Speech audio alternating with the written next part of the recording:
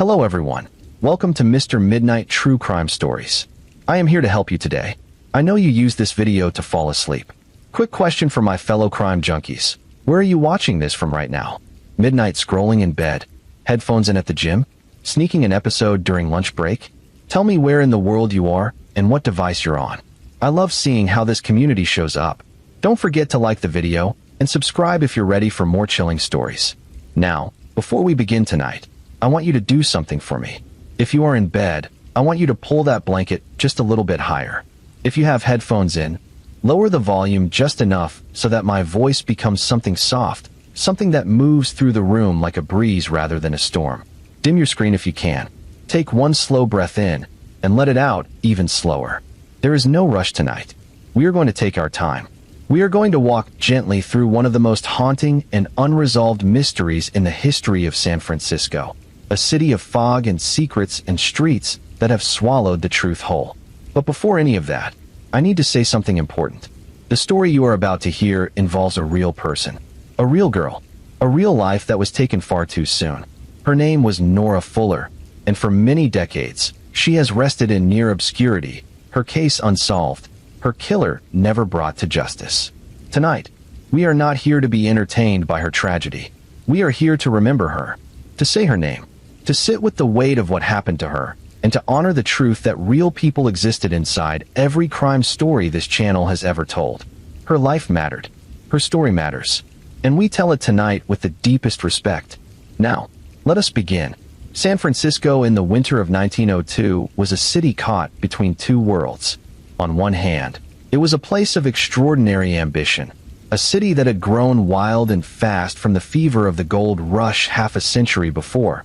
A city of hills and cable cars and bay fog that rolled in from the Pacific like a slow gray curtain being drawn across a stage.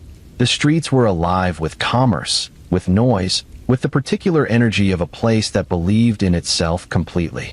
There were theaters and hotels and gaslit restaurants where men in silk hats dined on porterhouse steaks and discussed the newspapers with the casual confidence of people who believed the world was moving in a direction they understood. On the other hand, beneath all of that glitter, beneath the fog and the gaslight and the restaurant clatter, there was something else. Something older and darker. Poverty ran through the city's lower neighborhoods like a cold, underground stream. Children worked. Families fractured. Women and girls navigated a world that offered them very little protection and expected them to manage whatever dangers that world chose to send their way. There were no safety nets worth speaking of, no shelters, no agencies designed to catch the people who fell. You either found your footing or you disappeared, and the city, magnificent and merciless as it was, rarely paused to ask what had happened to you. It was into this world that a 15-year-old girl named Nora Fuller stepped on the morning of January 11th, 1902, with a postal card in her hand and hope in her chest, and was never seen alive again. Her real name, the name she had been born with, was Eleanor Parline. She had come into the world in 1886, not in San Francisco, not even in America, but in China, where her father had been working. The details of her earliest years are soft and incomplete, the way the details of poor children's lives so often are. No one thought to record them carefully. No one imagined that this particular girl's story would one day be told across the decades. What we know is that her father was a man who worked aboard ships, a man connected to the sea in the way that men of that era often were, when oceans were highways and ships were how the world moved itself from one place to another. And then, at some point during Nora's young childhood, her father boarded a steamer called the Taiwa, and he did not come back.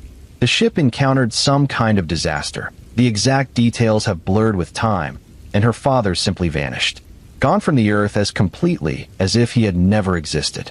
No body recovered. No proper goodbye, just an absence that arrived one day and never left. Nora would have been very young when this happened. Young enough that perhaps she did not fully understand what the loss meant, but old enough to feel the shape of the hole it carved into her family's life. Her mother eventually remarried, the way women had to in those days, because the alternative was poverty so complete it swallowed everything. But the second marriage did not hold either, and when it ended in divorce, Nora's mother was left again to navigate a world that did not make survival particularly easy for a woman on her own with children to care for. They settled on Fulton Street, at number 1747, a modest address in a modest part of the city. The kind of address where you kept the heat low in winter, and you made every meal stretch as far as it would go, and you did not talk too loudly about the things you needed, because there was no one listening who could give them to you. Nora quit school at 15. This was not unusual. This was simply what happened in families like hers. The books had to close and the hands had to start working, because survival required it. She was a pretty girl, by the accounts that survive. Photographs from the era show a young woman with dark eyes and a certain quiet gravity about her, the kind of face that suggests someone who has already learned to think carefully before she speaks. There were rumors, gently kept, that she had theatrical aspirations, that she admired the stage, that she imagined, in the private theater of her own mind, something larger than Fulton Street, and careful meals, and the slow grind of making ends meet. Whether those dreams were real or invented later by newspapers hungry for a sympathetic story is impossible to know now. What we know is that she was 15 years old. She had recently quit school. She was looking for work, and on the morning of January 11th, 1902, she received a postal card in the mail that seemed to offer her exactly what she was looking for. The card had been sent in response to a newspaper advertisement. The advertisement, and this detail matters, so hold it in your mind. Read something like this. A young white girl wanted to take care of a baby. The address for responses had been given as a post office box, and whoever had placed the advertisement had been using the name John Bennett. The postal card Nora received instructed her to come to the popular restaurant on 55 Geary Street, where she was to meet this man, this John Bennett, who would presumably discuss the position with her and perhaps offer her the work she needed. She told her mother she was going. She dressed herself and she left the house on Fulton Street with the card in her hand. And somewhere between that front door and whatever came next, Nora Fuller walked out of her life and into a story that would grip San Francisco for months. She never came home. Her mother waited. The hours passed, the way they always do when you are waiting for someone who should have returned, slowly at first, then with a gathering weight, the kind of heaviness that settles in your chest when the clock hands move past the point where there should have been a knock at the door and there is only silence. Nora's mother knew her daughter had gone to meet someone about a job. She knew the name Bennett. She knew the restaurant on Geary Street. But the hours became the evening and the evening became the night, and no one came home. And eventually the silence in that house on Fulton Street became the kind that changes everything. In the days that followed, the family tried to find her. They reached out. They asked questions. The city was large, and a 15-year-old girl without money and without connections could be swallowed by it entirely.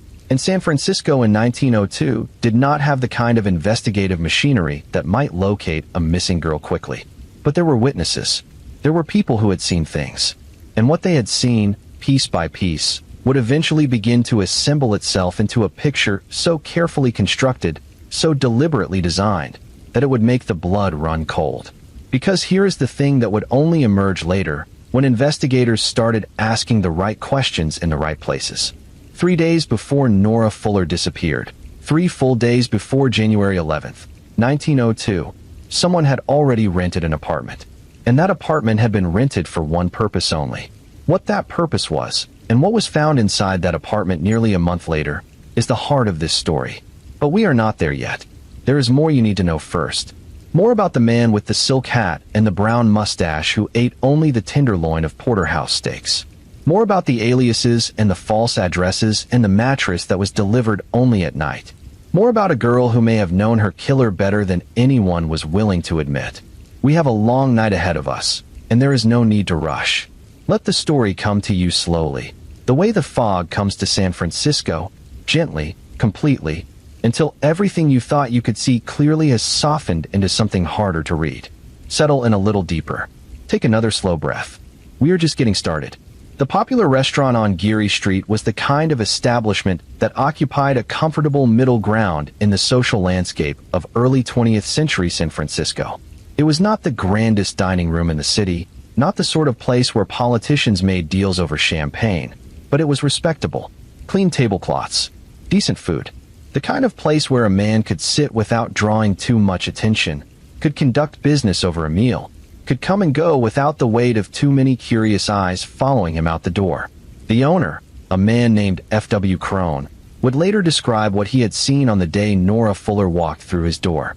A man had been coming to his restaurant with some regularity in the days and weeks leading up to January 11th. Not every day, but often enough to be noticed. Often enough for the staff to give him a nickname. The man was well dressed, which is to say that he looked like someone who understood the importance of appearances. He wore a silk hat, the kind of tall, polished hat that said, without words, that the person wearing it was a man of standing, a man who moved through the world in a particular way. He had a brown mustache, neat and deliberate. His manner was calm, composed. He was the kind of man who sat down, looked at the menu with an unhurried eye, and ordered the same thing every time he came. The tenderloin of the porterhouse steak. Only that. Never anything else. The staff had taken to calling him tenderloin. This is the kind of small, human detail that stays with you. The way even the most careful and calculating person can be summarized, eventually, by a habit. By the small, ordinary things they do without thinking, because they never imagined that those ordinary things would one day become evidence. On January 11th, Tenderloin was there. And on that same afternoon, a 15-year-old girl with a postal card in her hand walked into the popular restaurant and sat down across from him. What happened inside that restaurant? What was said? What was promised? What kind of performance this man put on for a 15-year-old girl who wanted nothing more than to earn a living is something we can only partially reconstruct. We know she was there. We know he was there. We know that F.W. Crone and at least one member of his staff saw them together. We know that the meeting appeared, on its surface, to be exactly what Nora had been told it would be. A conversation about a job, about a baby to be cared for, about domestic work that would pay her something and give her a foothold in a world that required money to survive. We also know that at some point during that afternoon, Nora Fuller apparently became worried. Something shifted. Maybe it was something he said. Maybe it was the address he gave her, 1500 Geary Street, where she was supposedly to report for work. Maybe something in her chest tightened in the way it does when the story you're being told begins to feel slightly wrong, slightly off, like a note played almost correctly, but not quite. Whatever it was, Nora made a phone call. She called home. The details of exactly when this happened and precisely what she said have softened and blurred across the decades, the way ink softens and blurs when it gets wet. But the core of the call was this. She was on her way somewhere. She seemed uncertain. She may have been reassuring her family, or she may have been trying to reassure herself. And then she hung up the phone and she walked out into the January air of San Francisco, and she went wherever it was this man had directed her to go. The address she had been given, 1500 Geary Street, turned out to be a vacant lot. There was no house there. There was no family there. There was no baby. There was nothing at all. Just an empty space where a building should have been, sitting in the winter air of a city that was going about its day, without any knowledge that a girl had just walked into the invisible architecture of a trap. But Nora did not return home from that vacant lot. She went somewhere. She went with someone, or towards someone, or in the direction of something she believed was still waiting for her. And she was never seen alive again. For weeks after January 11th, San Francisco did not yet know what had happened. The Fuller family knew their daughter was missing. They knew something had gone wrong. But the city was large, and missing persons in 1902 did not generate the immediate, coordinated response that we might expect today. There were inquiries made. There were questions asked. The newspapers eventually caught the story, because newspapers in that era functioned as both information sources and entertainment, and the disappearance of a pretty 15-year-old girl from a respectable family, even a poor one, had exactly the kind of pathos and mystery that sold papers on street corners. But for weeks, there was nothing solid. No body. No confirmed evidence of crime. Only absence. Absence, and the slow, patient work of investigators who began to ask themselves a fundamental question. Who was John Bennett? The name, of course, was false. This became clear almost immediately. There was no John Bennett at any of the addresses he had offered. There was no record of such a man at the hotels he had mentioned. The name was a costume, worn for a specific purpose and then discarded, and the man behind it had taken considerable care to make sure the costume was all anyone could find. But people remember things. People see things. And even the most careful predator, moving through the world with deliberate calm, leaves traces. He had eaten at the popular restaurant. He had worn a silk hat and a brown mustache. He had ordered the tenderloin of the porterhouse steak. These were not the details of a ghost. These were the details of a man who had walked through the world in a physical body and left behind, in the minds of the people who had seen him, a partial portrait that investigators could begin to sketch. And then there was the apartment. On January 8th, 1902, 3 days before Nora Fuller disappeared, 3 days before the postal card and the restaurant and the vacant lot at 1500 Geary Street, a man had walked into a building at 2211 Sutter Street and rented an apartment. He had given the landlady a name. The name was C.B. Hawkins. He said he was currently staying at the Golden West Hotel, that he needed a place of his own, that he would pay a full month's rent in advance, and ask no questions and expect none in return. The landlady accepted the money. She did not verify the hotel address.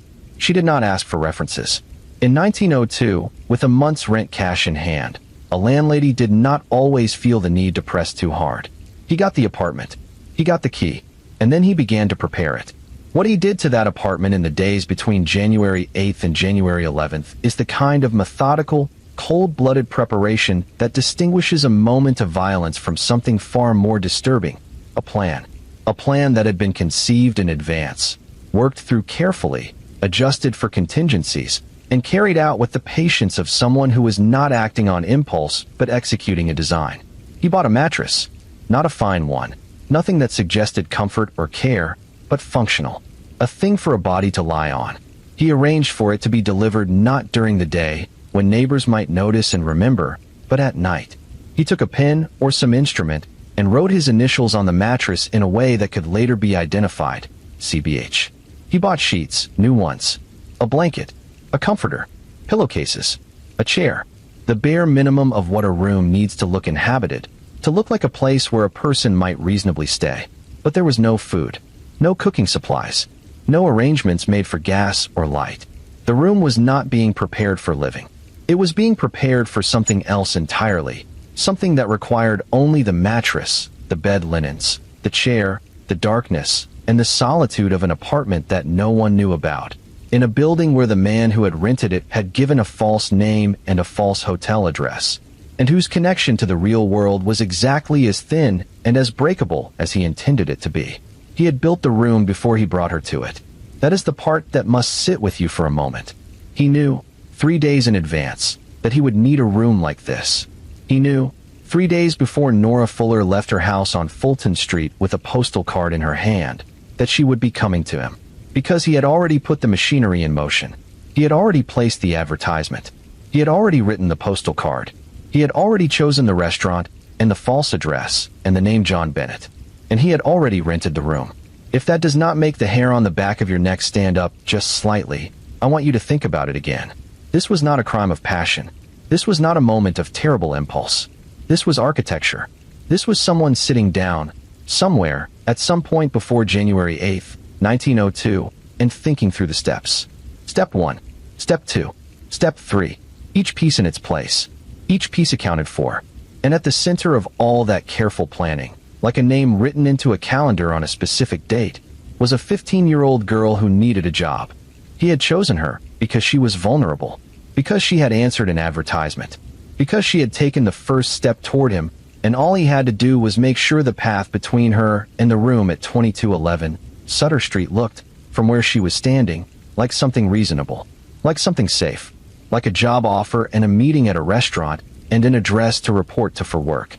And on January 11th, 1902, it had worked exactly as he had planned.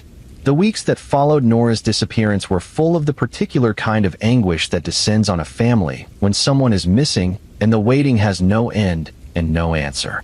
Her mother must have replayed the morning of January 11th 1,000 times.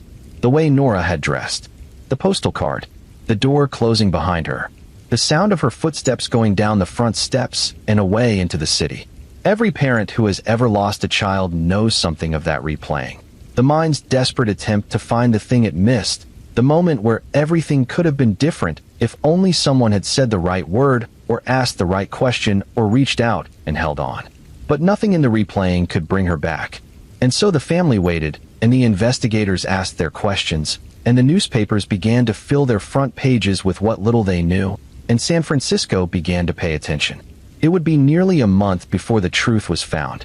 A month in which the apartment at 2211 Sutter Street sat quiet and dark, its shade pulled down against the daylight, its door closed against the world, its secret held perfectly still in the winter air of a city that did not yet know to look there. A month. And then, on February 8th, 1902, an inspector arrived. He climbed the stairs. He stood at the door. He opened it. What he found inside that room is what the entire city of San Francisco had been dreading without quite knowing it. What he found is what every mother who reads a newspaper over breakfast and then looks up at her daughter across the table silently, desperately does not want to find. But we are not quite there yet. Because before we step inside that room, there is something you need to understand about the man who had prepared it. Something that will change the way you hear everything that comes next. And that something has to do with a question that the investigators had already begun to ask quietly, in the careful, circling way that investigators ask questions when they are not yet sure of the answer, but are beginning to feel the shape of it. Had Nora Fuller known this man before January 11th? Had she known him well? The answer, when it began to come, would complicate everything. February 8th, 1902 began like most winter mornings in San Francisco, gray and cold. The bay fog pressing down on the city's hills like a hand on a shoulder, the streets wet with the kind of damp that soaks through wool and settles into your bones before you have walked half a block. It was not an unusual morning. Men went to their offices and women went to their markets, and children, the ones who still went to school, pulled their coats tighter and moved through the fog with the resigned endurance of people accustomed to wet weather. The inspector who was dispatched to 2211 Sutter Street that morning went because someone had finally made a connection that no one had made before, or at least, no one had acted on before. The apartment at 2211 Sutter Street, rented to a man named C.B. Hawkins, paying a month in advance, with a false hotel address and no references and a mattress delivered at night. That apartment had sat in the peripheral awareness of the investigation without yet becoming its center. But on February 8th, something shifted. Something finally directed official attention to that address. The inspector arrived. He found the building. He found the right door. He knocked, and there was no answer, because there was no one alive inside to answer. He opened the door and stepped into the narrow entry of the apartment, and the first thing he would have noticed, the very first thing, was the quality of the darkness. In daylight, with the window shade pulled all the way down, the apartment was not simply dim, it was sealed. It was the kind of darkness that feels intentional, the kind that has been arranged by someone who needed to keep the light out. He moved through the small space of the apartment. He found the bedroom. He pushed open the door. The shade in the bedroom window was pulled down. The room was very dark. And on the mattress that had been purchased and delivered at night and initialed with the letters CBH, there was a figure lying still. Lying in the particular stillness that belongs only to the dead. Lying in the position of someone who had been arranged, carefully arranged, as if placed there with a kind of terrible consideration. It was Nora Fuller. She had been there for nearly a month. She had been there since the night of January 11th, 1902, or perhaps the very early hours of January 12th. The coroner would later determine that death had occurred within 24 hours of her disappearance, which meant that whatever had been done to her had been done quickly, that very first night. And then the apartment had been locked and the shade had been pulled down and the city had gone about its business for 4 full weeks while she lay there in the dark. She was 15 years old. She had gone to a restaurant to discuss a job, and she had been murdered in a room that a man had spent 3 days preparing specifically for the purpose of receiving her. The inspector would have stood in that doorway for a moment. You cannot imagine it otherwise. Cannot imagine a human being of any training or experience stepping into that scene without a moment of stillness, a moment of the kind of horror that moves through the body like cold water before the professional mind asserts itself and begins to take inventory.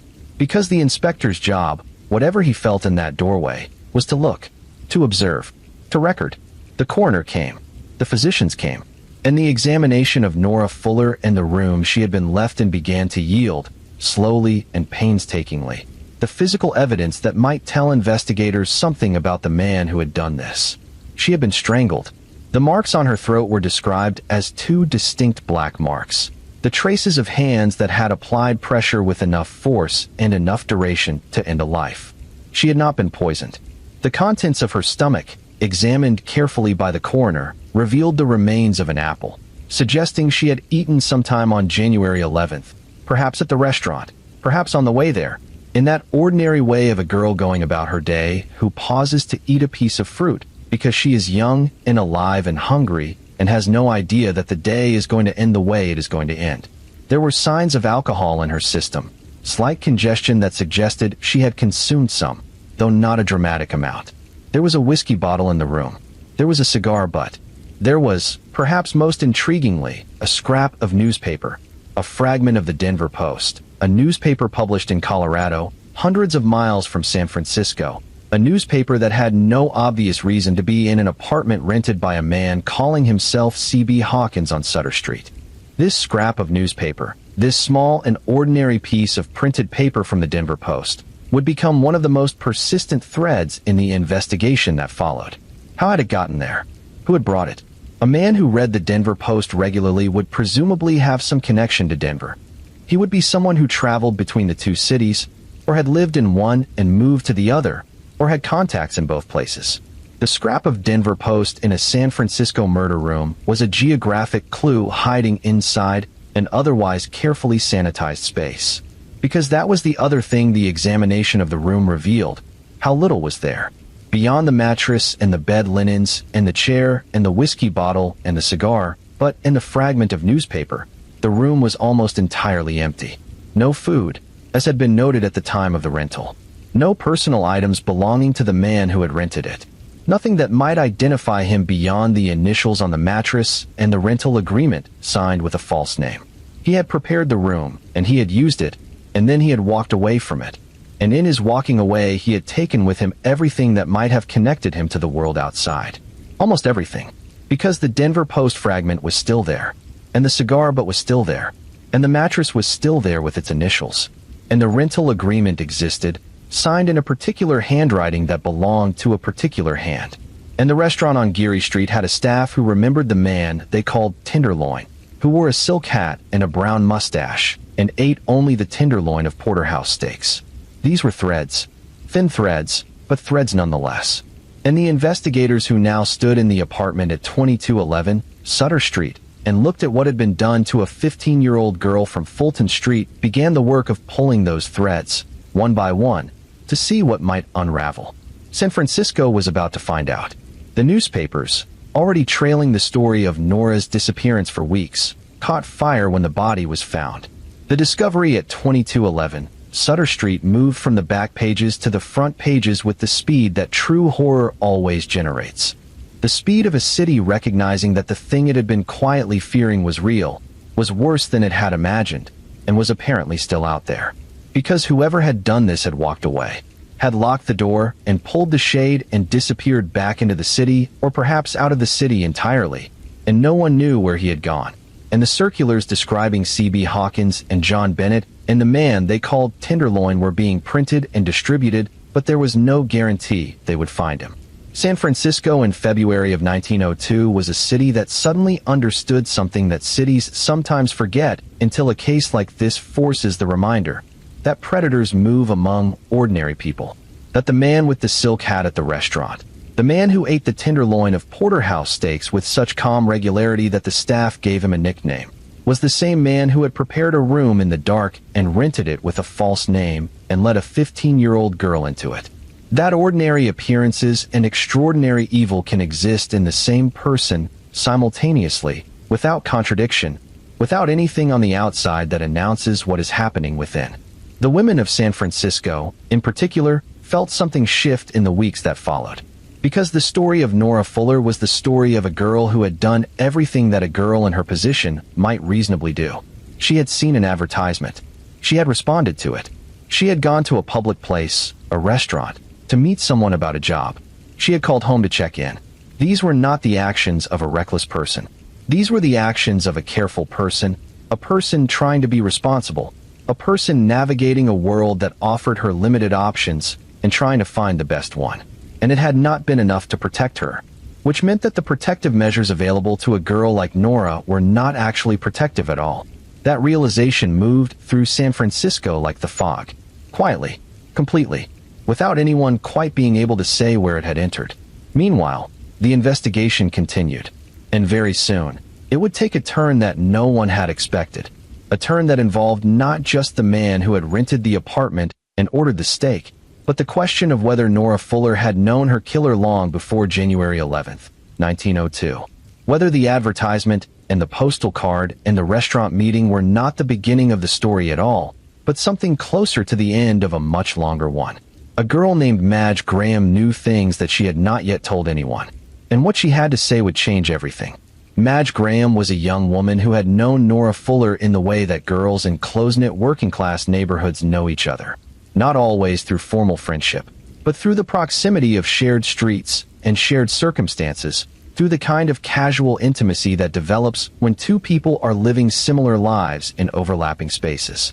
She knew Nora. She had spent time with her.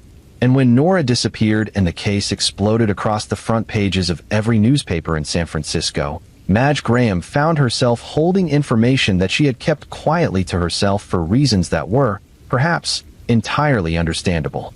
Because what Madge knew suggested something that the newspapers, in their coverage of the case, had not yet touched upon. What Madge knew suggested that the story of Nora Fuller and the man called John Bennett did not begin with a postal card arriving in January of 1902. It had begun before that, considerably before that, when investigators finally reached Madge Graham and sat down with her. In the careful, quiet way that good investigators approach a witness who seems to be carrying something heavy, she told them what she knew. And what she knew was this: Nora Fuller had known an older man. She had been meeting him in secret for some period of time before her disappearance. She had received telephone calls from this man, calls placed through the grocery store near the Fuller home, because of course in 1902 most ordinary households did not have their own telephones, and so the local grocery store or pharmacy might serve as a message center, a place where you could take calls and receive word, and then return to your own home knowing that someone had been trying to reach you. These calls had apparently come with some regularity, and Nora, according to Madge, had also been the recipient of something else from this older man: theater tickets. Complimentary ones. The kind of gift that costs the giver very little and means a great deal to a 15-year-old girl from a poor family who dreamed of the stage and had never had money enough to sit in a proper theater seat and watch a performance from somewhere other than the cheapest seats, if she could get in at all. Theater outings. Secret phone calls. An older man whose name, in the telling, was Bennett. Let that settle for just a moment. Because what Madge Graham was describing was not a random encounter between a stranger and a victim. What she was describing was a pattern. The kind of slow, deliberate, patient pattern that we now understand very well, because we have names for it now. Clinical names and legal names and names used in the literature of child protection and criminal psychology, but that in 1902 did not have those names and was not widely understood as the particular kind of crime it is. The giving of gifts. The establishing of contact through indirect channels, the grocery store telephone rather than the front door. The cultivation of a relationship outside the awareness of family. The investment of time and attention in a young person who was financially vulnerable, emotionally hungry, and perhaps flattered by the sustained interest of someone older who seemed sophisticated and connected and capable of opening doors that poverty had kept firmly shut. This was grooming. In the language of our own time, this was a predator who had identified a target and spent weeks or perhaps months carefully building the architecture of trust before January 11th ever arrived. The postal card and the restaurant meeting and the fake job offer were not the beginning of what had happened to Nora Fuller. They were the culmination. They were the moment the machinery of a long, careful preparation finally came to its conclusion. And Nora, who had known this man as Bennett, who had received his phone calls and his theater tickets and presumably experienced from him whatever version of warmth and attention and interest he had chosen to perform. Nora may not have been walking into a meeting with a stranger on January 11th. She may have been walking into a meeting with someone she already trusted, someone she already thought of, in whatever terms seemed appropriate to her understanding of the situation, as a friend. Maybe even more than a friend. Which means that the cruelty of what was done to her was not only the violence itself, it was also the betrayal. The particular, calculated betrayal of someone who had spent time making a vulnerable girl believe she mattered to him, making her feel seen and chosen and special, for the sole purpose of making it easier to lead her, when the time came, to a room he had already prepared. The investigation was now expanding. What had initially appeared to be a case of a girl lured by a fraudulent job advertisement was becoming something more complex, more layered, more disturbing in its implications. Because if Bennett had been cultivating a relationship with Nora for weeks or months in advance, then the advertisement in the newspaper was not his method, it was merely his cover. The real method was the relationship, the trust, the careful accumulation of access to a girl who had no reason to suspect that the interest being shown in her was anything other than genuine. The grocery store owner near the Fuller home confirmed what Madge Graham had said about the telephone calls. There had been calls, regular ones, someone calling for Nora, and Nora going to the store to take those calls. The owner could not identify the caller. This was a telephone, in 1902, without any means of tracing or recording, but the calls had happened. They were real. They were part of a pattern. And then there was another name that came up in the investigation, a name that arrived with a peculiar timing that made investigators look up from their notes and pay close attention. The name was M.A. Severbrinnick. It appeared on a card found in Nora's purse, or rather, associated with Nora's belongings in some way that connected it to the investigation. And the timing was striking. M.A. Severbrinnick had, by the accounts available to investigators, sailed to China in the hours immediately following Nora Fuller's disappearance. Hours. Someone associated with Nora's life, whose card was connected to her belongings, had left the country on the very day she vanished. Was Severbrinnick connected to the man who had killed her? Was Severbrinnick the killer himself, having arranged the murder and then departed before it could be attributed to him? Was Severbrinnick an innocent acquaintance whose departure was coincidental, or perhaps someone who knew more than he had said and had chosen the ocean as his means of escape from the questions a more thorough investigation might have asked? The investigation tried to follow this thread and found it frustratingly elusive. A man on a ship to China was, in 1902, effectively out of reach, and whatever Severbrinnick knew or did not know about Nora Fuller would remain on the far side of the Pacific unless someone went to extraordinary lengths to find it. It was a red herring, or it was something darker. The investigation could not be certain. And so, like so many threads in this case, it dangled, real enough to notice, too slippery to hold. What the investigators could hold, what they could examine and measure and analyze, was the handwriting. And among the physical evidence gathered from the apartment at 2211 Sutter Street, and from the investigation of the advertisement and the rental, there were two specimens of handwriting that appeared to have been produced by the same hand. The first was the rental agreement signed by C.B. Hawkins at 2211 Sutter Street. The second was the written portion of the advertisement, the actual notation on the advertisement slip, the handwriting of whoever had placed the ad in the newspaper that Nora Fuller had responded to. Someone, an expert, a man named Theodore Kitka who worked in the analysis of handwriting and documents, was brought in to examine these two specimens and render a professional opinion. He compared them carefully. He looked at the letter formations, the pressure patterns, the particular idiosyncrasies that are as individual to a person's handwriting as a fingerprint is to their finger. He examined 32,000 address change cards as part of the comparison process, a staggering number, a testament to how seriously the investigators were taking this line of inquiry. He was working to eliminate other possibilities, to narrow the field, to establish with the clearest possible certainty whether the man who had rented the apartment at 2211 Sutter Street was also the man who had placed the advertisement. His conclusion, when it came, sent a shockwave through the investigation. The handwriting matched. The man who had rented the apartment as C.B. Hawkins was the same man who had placed the newspaper advertisement as John Bennett. They were aliases, two names worn by the same person, two doors into the same terrible room. The predator who had groomed Nora Fuller and cultivated her trust and prepared a space for her in the dark. He had used different names in different corners of his plan, but his hand had remained the same. His handwriting had remained the same. And now, for the first time, the investigators had something that felt like a thread they could actually follow. Because if you have a man's handwriting, and you have his aliases, and you have witness descriptions of his appearance, the silk hat, the brown mustache, the particular habit of ordering only the tenderloin, then you have the beginning of an identification. You have the beginning of a person, not yet a name, not yet a face, but the beginning of something that might lead you to one. A lead had emerged from Kansas City, a man whose handwriting had been flagged as a possible match during the broader investigation. The handwriting expert Kitka examined that lead carefully and eliminated it. The Kansas City connection was not the connection. The man they were looking for was somewhere else.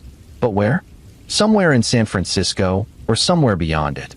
Somewhere that the circulars printed with his description had not yet reached, or had reached without result.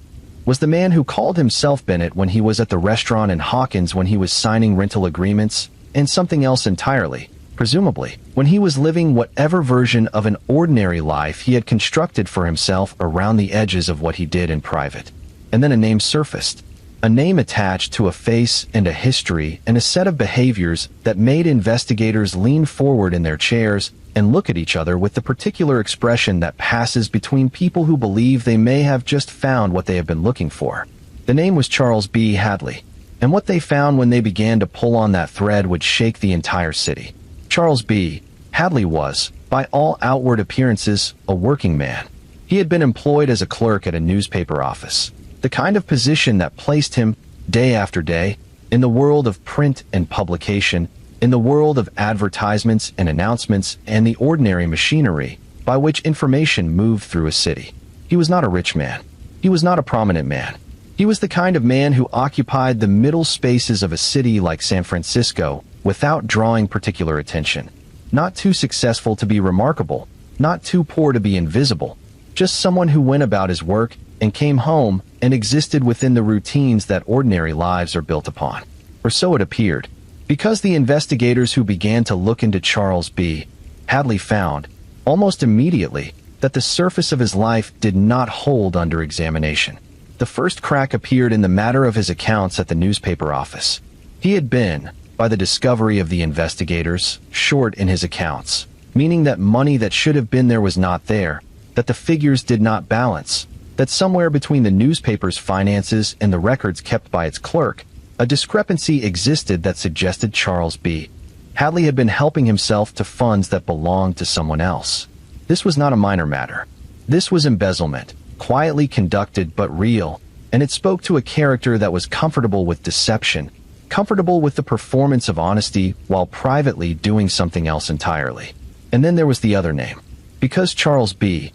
Hadley, it turned out, was not actually using his real name. Or at least, the name Charles B. Hadley was not the name he had been born with. His real name, the name that existed in records that predated his current life in San Francisco, was Charlie Start. He had at some point shed that name and taken on another, reinventing himself in the way that people sometimes do when they want to leave something behind, when the name they were born with has become connected to things they would prefer not to carry into their next chapter. Charlie Start. And what was attached to that name, in the records that investigators managed to locate, was something that made the blood run cold. Because Charles B. Hadley, born Charlie Start, had a prior history that included an assault upon a young girl, a 15-year-old girl, the same age as Nora Fuller, an assault that had not resulted in the kind of consequence that might have prevented what came later, that had instead been absorbed into the general record of a man moving through the world under one name and then another, always managing to stay one step ahead of the full weight of what he had done. So here was what the investigators now had. A man who used false names. A man who was an embezzler. A man who had previously assaulted a girl the same age as the victim. A man whose initials, CBH, matched precisely the initials written on the mattress in the apartment at 2211 Sutter Street. C.B. Hawkins. Charlie B. Hadley. CBH. That alignment of initials was not conclusive evidence in itself. Initials can be coincidental, and a competent defense would certainly argue that point. But in combination with everything else, with the embezzlement and the prior assault and the false name and the known history of deception, it was the kind of alignment that made investigators feel they were standing very close to the truth. And then there was what his girlfriend told them. Her name was Ollie Blasier. She had been in a relationship with Charles B. Hadley, had been close to him in the domestic way of people who share a life. And when the investigators came to her with questions, she told them things that she perhaps had been carrying for weeks with the particular weight of someone who has seen something they cannot unsee and does not know what to do with the knowing. She had found clothing belonging to Hadley that was stained with blood. She had noticed it. She had perhaps asked about it, or perhaps had not asked, had simply observed and then watched as Hadley disposed of the clothing, burned it, destroyed it, removed it from the world with the specific urgency of someone for whom that clothing had become a liability.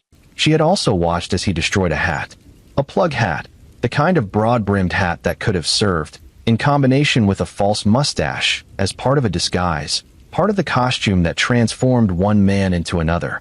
Gone. Burned. As gone as the clothing. The bloodstained clothes. The destroyed hat. These details, coming from the woman who had lived with him, who had been present in his domestic space in the days following January 11th, 1902, landed in the investigation like stones dropped into still water, sending circles outward in every direction. Investigators also established that Charles B. Hadley was, in his ordinary life, clean-shaven. He did not have a mustache. The man seen at the popular restaurant, the man the staff called Tenderloin, he had a brown mustache, well-kept and deliberate. If Hadley was that man, he had worn the mustache as a disguise. And investigators, following up on this possibility, found evidence that Hadley had purchased a false mustache. A theatrical supply, something that could be applied and removed, that would change the face a witness saw and describe back to police, that would create a layer of uncertainty between the man at the restaurant and the man who sat across from investigators in an ordinary chair in an ordinary room answering questions with whatever version of calm he could maintain. Hadley, with a false brown mustache. Hadley, in a silk hat. Hadley, eating only the tenderloin of porterhouse steaks at the popular restaurant. Hadley as John Bennett. Hadley as C.B. Hawkins. Hadley as Charlie Start. A man of many faces and many names. All of them worn in service of a plan that had ended in a room on Sutter Street with a 15-year-old girl who had trusted him. The investigators brought Hadley's photograph, altered to include a mustache, as he would have appeared to the restaurant staff, to the witnesses who had seen Tenderloin at the popular restaurant. This was standard investigative practice, or as standard as such things were in 1902. Show the witnesses an image, see if they recognize the man. The results were mixed. Some witnesses thought it might be him. Some were uncertain. The identifications were not the clean, definitive confirmations that investigators might have hoped for. But there was one witness whose response carried particular weight. F.W. Crone, the restaurant owner. The man who had watched Tenderloin come and go, who had observed him at his table with the silk hat and the brown mustache and the particular habit of ordering only the one cut of steak. Crone looked at the photograph of Charles B. Hadley, altered to include the mustache, and said, "No, not him." This was not the answer the investigators wanted. This was the complication, the wrench thrown into the machinery at the moment when everything had seemed to be assembling toward a conclusion. The restaurant owner, the primary witness who had the most consistent and detailed exposure to Tenderloin, looked at the picture of Charles B. Hadley and said it was not the man. What did this mean? It could mean that Hadley was innocent, that the alignment of his initials and his prior assault and his destroyed clothing and his false mustache purchase was exactly what it appeared to be. A terrible coincidence, a collection of suspicious details that pointed toward a man who was in fact not the killer. That John Bennett and C.B. Hawkins were someone else entirely, someone who had eluded the investigation completely and might continue to elude it indefinitely. Or it could mean that the disguise had worked, that Hadley, with his false mustache and his silk hat, had so altered his appearance that even a man who had seen him regularly at his table could not reconcile the disguised face with the ordinary face. That the costume had done exactly what it was designed to do. Create enough distance between the person and their appearance that identification became uncertain, became deniable, became the kind of thing that a defense attorney could use to create reasonable doubt in a jury's mind. Or it could mean something in between, that Crone's memory, after weeks of having Tenderloin's face described and discussed and speculated about in newspapers and in conversation, had become contaminated by those descriptions in ways that made his identification unreliable, that the witness he had been on the day he saw Tenderloin sit down and order his steak was not quite the same witness he was now. The investigation did not stop. The investigation could not stop. Because wherever Charles B. Hadley was, he was not in San Francisco anymore. He had left. Quietly, without fanfare, without any dramatic gesture of flight, Charles B. Hadley had departed from the city. He had not cleaned out his bank account. The money he had there was left untouched, which was strange in itself, The kind of detail that suggested either that he had left in more of a hurry than he wanted to appear to have left in, or that he had other resources, money kept elsewhere that would sustain him, or that he had some reason for abandoning the account that connected to a deeper calculation investigators could not yet see. Circulars describing him were printed and distributed. His description went out across the country, to Denver, which had already been mentioned in connection with the newspaper scrap in the apartment, to Kansas City, to cities up and down the Pacific coast. Law enforcement in other jurisdictions was asked to watch for him. No one found him. Charles B.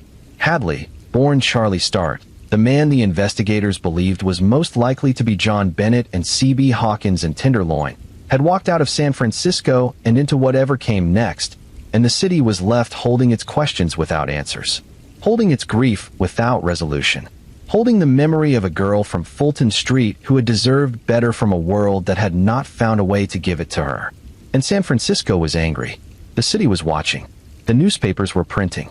And what the newspapers were about to do, in the weeks that followed, in the months of coverage that turned Nora Fuller's case into the biggest crime story San Francisco had seen in years, would both illuminate the truth and complicate the search for it in ways that the investigators could not fully control. The press had arrived, and when the press arrived in a city already gripped by fear, things began to move in directions that were not always toward justice. The San Francisco newspapers of 1902 were not like the careful, measured publications that we might ideally imagine a free press to be. They were competitive and aggressive and hungry for the kind of story that kept readers buying papers day after day, week after week. And the murder of Nora Fuller was exactly that kind of story. It had everything. A young victim, sympathetic and innocent, from a poor family with a tragic history. A killer who had never been caught, who had used false names and false mustaches, and a carefully prepared room in the dark. A city full of fear and outrage and the particular appetite that grief generates, the need to understand, to find a face to attach to the horror, to have someone to look at and say, "There, that is the one who did this." The newspapers fed that appetite. They printed everything. They named names, sometimes carefully, sometimes recklessly, and the men whose names appeared in print in connection with the Nora Fuller investigation found that the connection, once made in a newspaper, was almost impossible to undo. The suggestion of involvement became its own kind of verdict, delivered publicly, without trial, without due process, without the moderating influence of a jury that had actually examined the evidence. You were named, and then you were named again, and then people on the street began to look at you differently, and the job you had held was suddenly less secure, and the life you had been living before your name appeared in a newspaper in connection with a murdered girl was simply not available to you anymore. Dozens of men were publicly interrogated in this way, either formally by investigators who were following whatever leads the newspapers had generated, or informally by the newspapers themselves, which in 1902 had a culture of journalism that would today be considered extraordinarily invasive and frequently harmful. Lives were disrupted. Reputations were destroyed. Men who had nothing to do with Nora Fuller's death found themselves caught in the machinery of public attention because they resembled the description or lived near the address or had some coincidental connection to a name or a place that had appeared in the coverage. The governor of California came under pressure to offer a reward. The figure discussed was $5,000, a substantial sum in 1902, enough to represent a meaningful incentive for anyone with information to come forward. The push for a reward reflected the public's frustration that weeks had passed and the killer remained at large, that Charles B. Hadley had disappeared and the circulars had gone out and no one had found him, that the investigation appeared to be producing noise without resolution. Whether the reward materially advanced the investigation is difficult to say now. What it certainly did was generate a fresh wave of tips and claims and sightings, most of which led nowhere, some of which consumed investigative time and resources that might have been better spent elsewhere. This is the double-edged nature of public rewards in criminal cases. They broaden the information pool, but they also flood it. And the work of sorting the genuine from the wishful and the mistaken and the fraudulent is itself a significant burden. Meanwhile, there was the question of what the investigation actually had that could withstand the scrutiny of a courtroom. Because evidence and suspicion are different things. The investigators had their suspicions. They had the alignment of initials. They had the prior assault. They had the embezzlement. They had the blood-stained clothes burned by a woman who had since given investigators a statement. They had the false mustache purchase. They had the handwriting analysis connecting C.B. Hawkins to the man who had placed the advertisement. They had the behavioral pattern that Madge Graham had described, the telephone calls, the theater tickets, the cultivation of a relationship with a vulnerable girl. But what they did not have was Charles B. Hadley himself. And without him, the case could not proceed to the conclusion that justice required. In the absence of an arrest, the city began to do what cities do when fear goes unresolved. It turned the fear back on itself. Parents became more watchful. Young women found the world around them had narrowed slightly. The freedom of movement that any person takes for granted having contracted in response to the awareness that a predator had moved through the streets without anyone seeing the danger until it was too late. The popular restaurant, the address on Sutter Street, the name Tenderloin. These became part of San Francisco's vocabulary of dread, the way certain names and places in any city become associated with its moments of darkest history. There is something else worth considering here, something that the city of San Francisco in 1902 was perhaps not fully equipped to articulate, but that we can see clearly from where we stand. The investigation of Nora Fuller's death was shaped, at every stage, by assumptions about who she was and what her death meant. Poor, 15, looking for work, the daughter of a woman twice divorced, living in a modest house on Fulton Street. These facts about Nora were not irrelevant to her case, but they were interpreted in ways that both helped and hindered the investigation.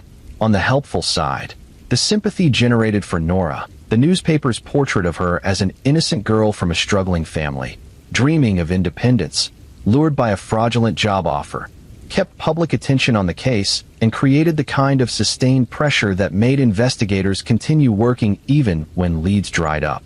Nora's story was told in a way that humanized her, and that humanization mattered. It kept her from being forgotten. On the other hand, the early framing of the case as a simple predator-victim story, stranger with a fake job offer, naive girl who answered an advertisement, had required revision when Madge Graham came forward and described the longer relationship with Bennett.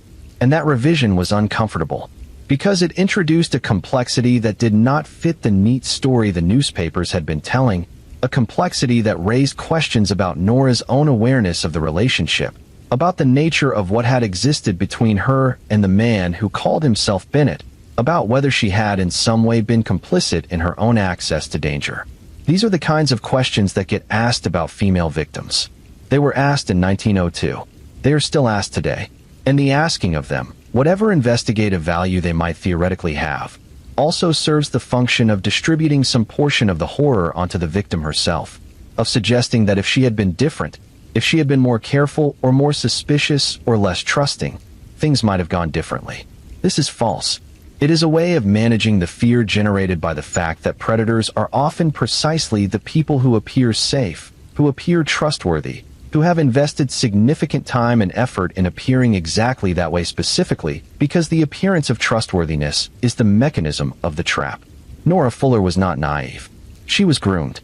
There is an enormous difference, and the difference matters, and it mattered in 1902 just as it matters now. Even if the language available to describe it was not yet sophisticated enough to make the distinction clearly. The investigation pressed forward through the spring of 1902 and into the warmer months that followed. San Francisco bloomed and buzzed, and the Bay sparkled, and the newspapers found new stories to pursue, though they never entirely let go of Nora Fuller's case. It remained in the background, a standing item, a case that might yet yield a resolution if only the right thread could be found and pulled. Charles B. Hadley was not found. Not in the spring. Not in the summer. Not in the months that followed. He had become one of those figures that cases like this sometimes produce, a primary suspect who had successfully evaded the apparatus of law enforcement in an era when that apparatus was limited by geography and technology and the fundamental challenge of finding a person who did not want to be found in a country large enough to absorb an almost unlimited number of disappearances. He had money somewhere, or he had found work somewhere under yet another name, or he had crossed a border and begun again in a jurisdiction where the circulars from San Francisco had not reached or had been noted without generating action. The theories about what had happened to him were several. Some believed he had killed himself, that the weight of what he had done, or the certainty that capture was coming, had led him to take his own life somewhere private and hidden, in a way that would leave no body easily found. This would have explained the untouched bank account. A man who does not intend to survive does not need his money, and it would have provided a kind of resolution, however unsatisfying, to a city that needed someone to blame. Others believed he had simply reinvented himself again, that the man who had already shed the name Charlie Start for Charles B. Hadley, who had worn the name C.B. Hawkins for a rental agreement and John Bennett for a restaurant meeting, had simply reached into whatever store of false identities he possessed and pulled out another one, and walked into a new city and a new life, and was, even at that moment, sitting somewhere eating the tenderloin of a porterhouse steak under a new name, in a new restaurant, with new people who had no idea who was sitting across from them. And a third theory was darker still, that he was alive and moving, and that somewhere in the country there was another girl who would eventually answer an advertisement, or receive a postal card, or meet a man at a restaurant who wore a silk hat and a brown mustache and asked quiet, careful questions in a voice that sounded perfectly reasonable, and that the story of Nora Fuller had not ended in the apartment at 2211 Sutter Street, but had only closed its first chapter. None of these theories could be proven. None of them could be disproven. They existed, all of them simultaneously, in the space that is left when justice does not arrive. The uncomfortable space of uncertainty where the mind reaches for conclusions and finds only questions, where the need to understand meets the impossibility of knowing, and what you are left with is the weight of everything that remains unresolved. And Nora Fuller remained unresolved. Her family remained without the closure that a verdict would have brought. Her killer, whether Charles B. Hadley or someone else entirely, was never formally charged, never stood in a courtroom, never heard a jury deliver a verdict that would attach legal consequence to what had been done in that dark room on Sutter Street. The case went cold. Cases do, eventually, even the ones that cities carry for a long time. The newspapers moved on. The investigators moved on, not by choice, but by the necessity of other crimes requiring attention. And Nora Fuller, 15 years old, Eleanor Parline, daughter of a man who had disappeared at sea and a woman who had survived too much in a city that had failed to protect her, Nora Fuller became one of history's cold cases. A name in a file, a photograph in an archive, a story that was told, intensely for a while, and then less and less, until the telling almost stopped. Almost, but not quite. Because here we are, over a century later, sitting together in the dark, you in your bed or your chair, with your headphones or your phone, somewhere in the world that Nora Fuller never had the chance to see. And we are saying her name. We are telling her story. And that matters. That has always mattered. Let us keep going. Because there are still threads to pull, still questions to sit with, still the full weight of what happened in San Francisco in the winter of 1902 to bring to light. The theories are coming. The final reckoning is coming. But first, let us talk about what the evidence actually tells us, and what it does not. Let us be honest about the limits of what anyone can know with certainty about the murder of Nora Fuller. That honesty is the best thing we can offer her now. Theodore Kitka sat at a table in a room filled with documents and did something that few people in 1902 could have done with the same precision and authority. He compared handwriting. He had been doing this work for years, the careful, patient, almost meditative work of analyzing the marks that a person's hand makes on paper, the particular pressure of a pen tip, the angle of letters, the spacing between words, the tiny unconscious habits that accumulate in a person's writing over years of practice until they are as unique and as identifying as a face. Kitka was, by the standards of his era, an expert, and what he had been given to examine was the potential bridge between two identities. On one side of that bridge was the rental agreement signed at 2211 Sutter Street by the man who had called himself C.B. Hawkins. On the other side was the written portion of the newspaper advertisement, the actual handwritten notation that had accompanied the placing of the ad, the handwriting of whoever had initiated the paper trail that led Nora Fuller to the restaurant, and then to the vacant lot, and then to wherever she had gone next. Kitka looked at both specimens. He looked at them for a long time, in the way that experts look at things, not just glancing, not just noting the obvious, but going down into the details, the sub-details, the micro-patterns that exist below the level of conscious observation. He was looking for the markers that the conscious mind cannot fake, The ones that appear in handwriting the way a particular gait appears in the way a person walks, revealing, indelible, as much a part of the person as the voice they speak in. And he found them. The same hand, he concluded, had written both documents. The man who had rented the apartment as C.B. Hawkins was the same man who had placed the advertisement as John Bennett.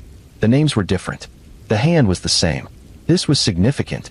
This was the kind of finding that moved a case forward in a measurable way, because it tied together two separate aliases and established that the person behind them was one person, one plan, one deliberately constructed architecture of deception. It narrowed the universe of who the investigators were looking for. It gave the investigation a center of gravity. 32,000 address change cards had been examined as part of the process of eliminating other possible matches.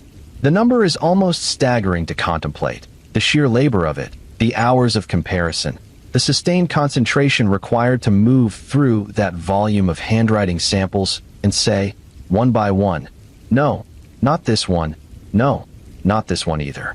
Kitka and whoever assisted him in the work had essentially conducted a vast process of exclusion, narrowing and narrowing until what remained was the conclusion. These two documents, and no others in the examined sample, share a handwriting origin.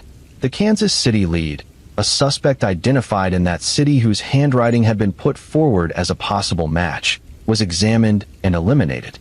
The Kansas City man was not the man. Whatever other reasons there might have been to look at him, his handwriting was not the bridge. The investigation turned back to the evidence it had closer to home. And closer to home, the evidence kept pointing at Charles B. Hadley. It is worth pausing here and thinking carefully about what a genuine investigation would have made of all of this if Charles B. Hadley had been apprehended and brought to trial. Because the evidence against him, while suggestive and in some ways compelling, had significant gaps. The handwriting analysis connected C.B. Hawkins to the advertisement, but it did not directly connect either of those to Charles B. Hadley as a living, breathing individual, not without additional steps of proof that would need to withstand cross-examination. The prior assault was relevant as character evidence, the kind of thing that paints a picture, but a defense attorney would argue that a prior offense, however troubling, does not make a man guilty of a specific later crime. The blood-stained clothes burned by Ollie Blazer were gone, destroyed, available as testimony about behavior, but not as physical evidence in themselves. The restaurant owner's non-identification was a genuine problem. F.W. Crone, who had the most sustained exposure to the man called Tenderloin, who had watched him come and go with enough regularity to give him a nickname, who would presumably be the prosecution's strongest witness to the suspect's appearance and behavior. Crone looked at the photograph and said, "Not him." That is a significant problem in a courtroom. That is the kind of witness testimony that defense attorneys use as crowbars. And then there was the mixed identification from other witnesses. Some thought the mustached photograph might be Hadley. Some were not sure. The uncertainty is understandable. The disguise had been crafted precisely to introduce uncertainty, but uncertainty is not the foundation of a conviction, and in 1902 as now, the standard of proof required for a criminal verdict was higher than the preponderance of suggestive circumstantial evidence. So what did the investigators actually have? They had a strong suspicion, built on a coherent and internally consistent narrative, supported by multiple pieces of circumstantial evidence that, taken together, pointed toward Charles B. Hadley as the most likely candidate for John Bennett and C.B. Hawkins and Tenderloin. They had a prior offense, an embezzlement history, an initials match, a false mustache, blood-stained clothing described by someone who had lived with him. They had the handwriting expert's conclusion connecting the two aliases. They had the behavioral pattern described by Madge Graham and confirmed by the grocery store owner. What they did not have was a confession. What they did not have was the man. In the absence of both, the city of San Francisco was left in that particular limbo that unsolved cases occupy. Not quite closed, because there was a primary suspect, but not resolved, because that suspect could not be found, and without him in custody the case could not move forward through the legal process that resolution required. This limbo is its own kind of suffering. Ask any family that has been through it. The investigators know, or believe they know, who did this. The family knows, or believes they know, who did this. But the knowing without the proving, The believing without the being able to say so in a courtroom with consequences attached. This is a wound that does not close properly, that stays open and tender for years and decades, that never quite allows the grief to settle into the shape that grief eventually needs to settle into for the surviving people to be able to move forward. Nora Fuller's family lived in that limbo. Her mother, who had already lost so much, the husband who had vanished at sea, the stability of a marriage that had not held, the modest but real foundation of a life on Fulton Street, now lost her daughter in the most brutal and final way, and then lost the possibility of justice, and was left holding all of that loss without a resolution that the law and a courtroom might have provided. We do not know, from the historical record available to us now, very much about what happened to Nora's mother in the years that followed. The newspapers had documented her grief in the early months of 1902, had described her distress and her hope, and eventually her mourning, and then the newspapers had moved on, and the private life of a poor woman in a modest house on Fulton Street had receded from public view. She is one of the people in this story who deserves more space than history gave her. The mother, always, the person whose loss is total and whose story continues long after the newspapers have gone to press with other things. What we know is that the case was never solved. That Charles B. Hadley was never found, never charged, never tried. That his name remained in the files as the primary suspect, but never became a conviction. And that Nora Fuller, Eleanor Parline, born in China in 1886, the daughter of a man the sea took and a woman life kept bearing down on, was buried without the formal acknowledgement that what had been done to her had been answered. This is the most difficult part of a cold case to sit with. The evidence, the suspect, the gap between them, the gap that justice never crossed. Let us take a breath here. Let us just be still for a moment with what we know and what we do not know, and let the weight of it settle before we move into what comes next. If you are still awake, I want you to do something for me. I want you to go to the comments section below this video and just say where you're watching from, and maybe what you're thinking right now. This community has the most thoughtful people I have encountered anywhere online, and nights like this one, nights when the story is hard and the questions don't have answers, are exactly when I love to hear from you. And if this is your first time here, please consider subscribing and liking the video. It is how you help this channel continue doing exactly this. Telling the stories that deserve to be told, in the way that they deserve to be told. Because there is more to this story. There are the theories, 3 of them, each coherent, each supported by some portion of the evidence, each pointing toward a different version of what really happened in San Francisco in January of 1902. And there is the final question, the one that never goes away when a case like this remains unsolved. Was the killer ever stopped? Did he do this again? Is there another girl, somewhere in the records of some other city, whose story we have not yet connected to the man with the silk hat and the brown mustache who ate only the tenderloin of porterhouse steaks? We are going to go there. We are going to sit with all of it. But first, let us talk about what made this particular man, whoever he truly was, so extraordinarily dangerous, and what the danger looked like from the inside.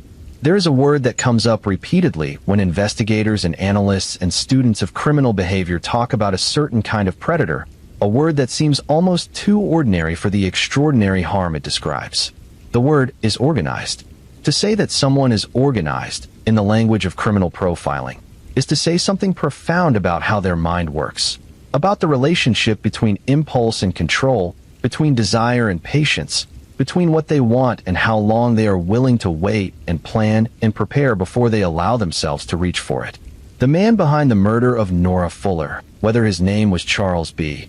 Hadley or whether he was someone else entirely, whether the restaurant owner's non-identification was accurate or whether the disguise had simply done its work too well, this man was organized.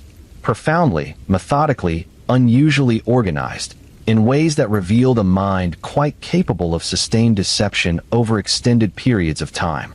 Consider the timeline. The advertisement had been placed before the postal card was sent. The postal card was sent before the restaurant meeting was arranged. The apartment was rented 3 days before the meeting took place.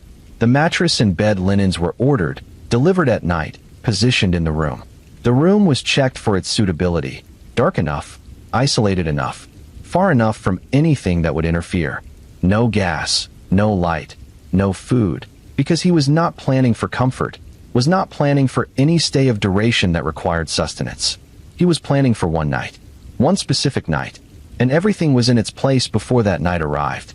This is not how impulsive violence works. Impulsive violence is chaotic. It leaves evidence. It makes noise. It happens in the place where the impulse occurs, not in a room that has been prepared in advance on a different street on a different day. Impulsive violence does not involve false mustaches and silk hats and restaurant reconnaissance over multiple visits and a handwriting expert who finds the same hand across two separately placed documents. Impulsive violence does not use two separate aliases for two separate components of the same plan. What this man had done required time and patience and the ability to hold multiple threads of a plan in his mind simultaneously without losing track of any of them. The advertisement, the postal card, the restaurant, the fake job address that turned out to be a vacant lot, the apartment on Sutter Street, the mattress, the night delivery, the burned hat, the burned clothes. He had thought through the aftermath as carefully as he had thought through the approach. He had already been thinking, before January 11th, about what he would need to destroy after January 11th. This level of premeditation is rare. It is the kind of thing that criminal investigators encounter in cases that stay with them for years, that continue to occupy a place in the mind long after the official work of the investigation has concluded. Because encountering a mind organized in this way, encountering the evidence of a plan this complete, this patient, this thoroughly thought through, changes something in how you understand the geography of danger. It expands it. It makes the world feel less predictable, less safe, more full of hidden architecture. And yet, despite all of this planning, despite the false names and the burned evidence and the careful minimization of physical traces left behind, he had not been entirely successful. The mattress had his initials. The handwriting had survived on two documents. The restaurant staff remembered him. Madge Graham remembered the phone calls and the theater tickets. The grocery store owner confirmed the pattern of calls. Ollie Blasier had seen the blood and had watched the hat and the clothing burn. He had been careful. He had not been careful enough. The question the investigation was never able to definitively answer was whether the person whose carefulness had almost worked was Charles B. Hadley. But let us, for a moment, think through what the evidence suggests if we accept that it was. Charles B. Hadley had used two separate aliases, John Bennett for the social face of the scheme, C.B. Hawkins for the logistical face. John Bennett was the warm, accessible identity, the one that appeared in the postal card and at the restaurant, the one that Nora knew and perhaps trusted. C.B. Hawkins was colder, more transactional, the name signed on a lease agreement with a false hotel address and a month's rent in cash, the name of someone conducting business rather than building a relationship. The split between the two aliases suggests a sophisticated understanding of how to compartmentalize, how to keep the emotional manipulation of the victim separate from the logistical execution of the plan, how to make sure that if one alias was discovered, it would not automatically lead to the other. He had also understood the importance of witness perception management. The brown mustache was not just a disguise. It was a specific disguise, calculated to create a consistent and memorable description that would lead investigators toward a man with a brown mustache and away from a man who was normally clean-shaven. The silk hat and the refined clothing were part of the same calculation. Present a particular image. Let that image be what witnesses remember and describe, and then remove the elements of that image when you step back into your ordinary life. Become a different person simply by removing the costume, confident that the distance between the costumed version and the ordinary version would be enough to create identification uncertainty. And it had almost worked. Even Ollie Blasier, who had lived with him, had not apparently understood the full scope of what was happening until after the fact. Whatever he had told her, whatever version of himself he had presented in the domestic space of their shared life, it had been convincing enough that the blood-stained clothes and the burning hat were the first cracks in the performance she was given to observe. And even then, the question remains, what did she think when she saw those things? Did she know? Did she suspect and choose not to pursue the knowledge? Did she not connect what she was seeing with the story that had been consuming the newspapers for weeks? We cannot know what Ollie Blasier knew or when she knew it or what she chose to do with the knowing. She spoke to investigators. She gave them what she gave them, and what she gave them was real. The blood-stained clothes, the burning, the mustache purchase, but it was also filtered through whatever her relationship with Charles B. Hadley had been, whatever she felt about him, whatever calculation she was making about what to say and what to hold back. This is the way real cases work. They are not clean. They do not arrive with a neat package of evidence and a straightforward path from evidence to conclusion. They are made of partial accounts and imperfect memories and relationships that complicate everything. And the job of making something coherent out of all of that, making something that can withstand the scrutiny of a courtroom, or at the very least the scrutiny of history, is hard and sometimes impossible. Nora Fuller's case made it impossible. The primary suspect was gone. The evidence was circumstantial.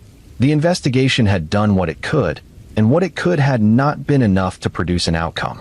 So let us now turn to the three major theories, the three frameworks through which the murder of Nora Fuller has been understood and interpreted across the decades since 1902. And let us sit with each of them honestly, giving each one the weight it deserves, and acknowledging the evidence that supports it and the evidence that complicates it. The first theory, the most widely accepted one among the investigators who worked the case, is the one that places Charles B. Hadley at the center of everything. This theory holds that Hadley, born Charlie Start, an embezzler who had already assaulted a girl of Nora's age, a man comfortable with deception and with the use of false identities, was John Bennett and C.B. Hawkins and Tenderloin, all in one. That he had identified Nora Fuller as a target, had spent weeks or months cultivating her through the telephone calls and the theater tickets that Madge Graham described, had then constructed the elaborate apparatus of the advertisement and the postal card and the restaurant meeting and the fake job address, had led her to the apartment at 2211 Sutter Street, and had murdered her there on the night of January 11th, 1902. This theory is supported by the alignment of his initials with CBH on the mattress. It is supported by the prior assault of a girl the same age as the victim. It is supported by the embezzlement and the general comfort with deception. It is supported by the blood-stained clothes and the burning hat described by Ollie Blaser. It is supported by the false mustache purchase. It is supported by the handwriting analysis, though the handwriting analysis requires additional steps to connect to Hadley specifically. And it is supported by the fact that he disappeared. Guilty men often run. Innocent men sometimes run too, particularly if they fear being falsely accused. But the timing of Hadley's departure, the money left untouched in the bank, the quiet exit from the city, is consistent with flight, and flight is consistent with guilt. Against this theory stands F.W. Crone, the restaurant owner, who looked at the photograph and said, "Not him." That single piece of testimony is the most significant obstacle to this theory, and it has never been fully resolved. This is where we will rest for now, holding the first theory in mind, supported, complicated, uncertain, while the others wait to be considered. The night is still long enough to hold all three. The second theory is, in some ways, the most disturbing. Not because it is inherently more grotesque than the first, but because of what it implies about the nature of the predator and about how many more people might have encountered him without knowing the danger they were in. This theory holds that the man who called himself John Bennett and C.B. Hawkins was not Charles B. Hadley at all. That F.W. Crone, the restaurant owner, was correct in his non-identification. That Hadley was a circumstantially suspicious man whose initials and prior offense and comfort with deception made him a compelling suspect, but who was not actually the person who rented the apartment and placed the advertisement and led Nora Fuller to her death. That the real killer, whoever he was, remained entirely unknown, entirely outside the investigation's reach, never identified, never named, possibly never even brought to the edge of suspicion, moving through San Francisco and beyond it without any mechanism of accountability ever reaching him. This theory is supported primarily by Crone's testimony. The restaurant owner had the most consistent and sustained exposure to the man the staff called Tenderloin. He had seen him sit at his table repeatedly, had observed him from across the restaurant, had spoken with his staff about him, had been in the position of a person whose professional context required him to be observant about the people who came through his door. If Crone looked at the photograph of Charles B. Hadley and said not him, that carries weight. Not conclusive weight. Not the kind of weight that would have been sufficient in a courtroom, necessarily, but the weight of an experienced observer saying something definitive about someone he had reason to observe carefully. If this theory is correct, then the real killer was someone significantly more sophisticated and significantly more invisible than Charles B. Hadley. Because the planning involved in the murder of Nora Fuller was, as we have discussed, extraordinary. It was not the planning of a man who was an opportunistic embezzler.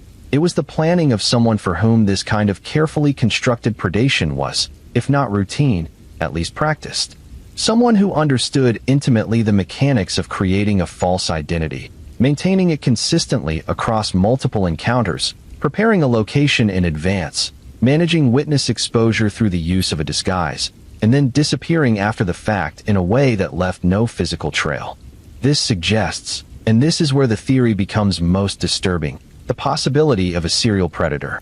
Not in the sense of a man who had committed an identical crime before and would be found in a neat pattern of murders across multiple cities, but in the broader sense of someone for whom this kind of careful predation of vulnerable girls was a pattern of behavior, a compulsion managed through planning and execution rather than impulse. A man who had done something like this before, who might do something like it again, who might be doing it right now, in some other city, in some other apartment rented with cash and a false name. The scrap of Denver Post found in the apartment at 2211 Sutter Street supports this theory more than it supports the Hadley theory, in a particular way.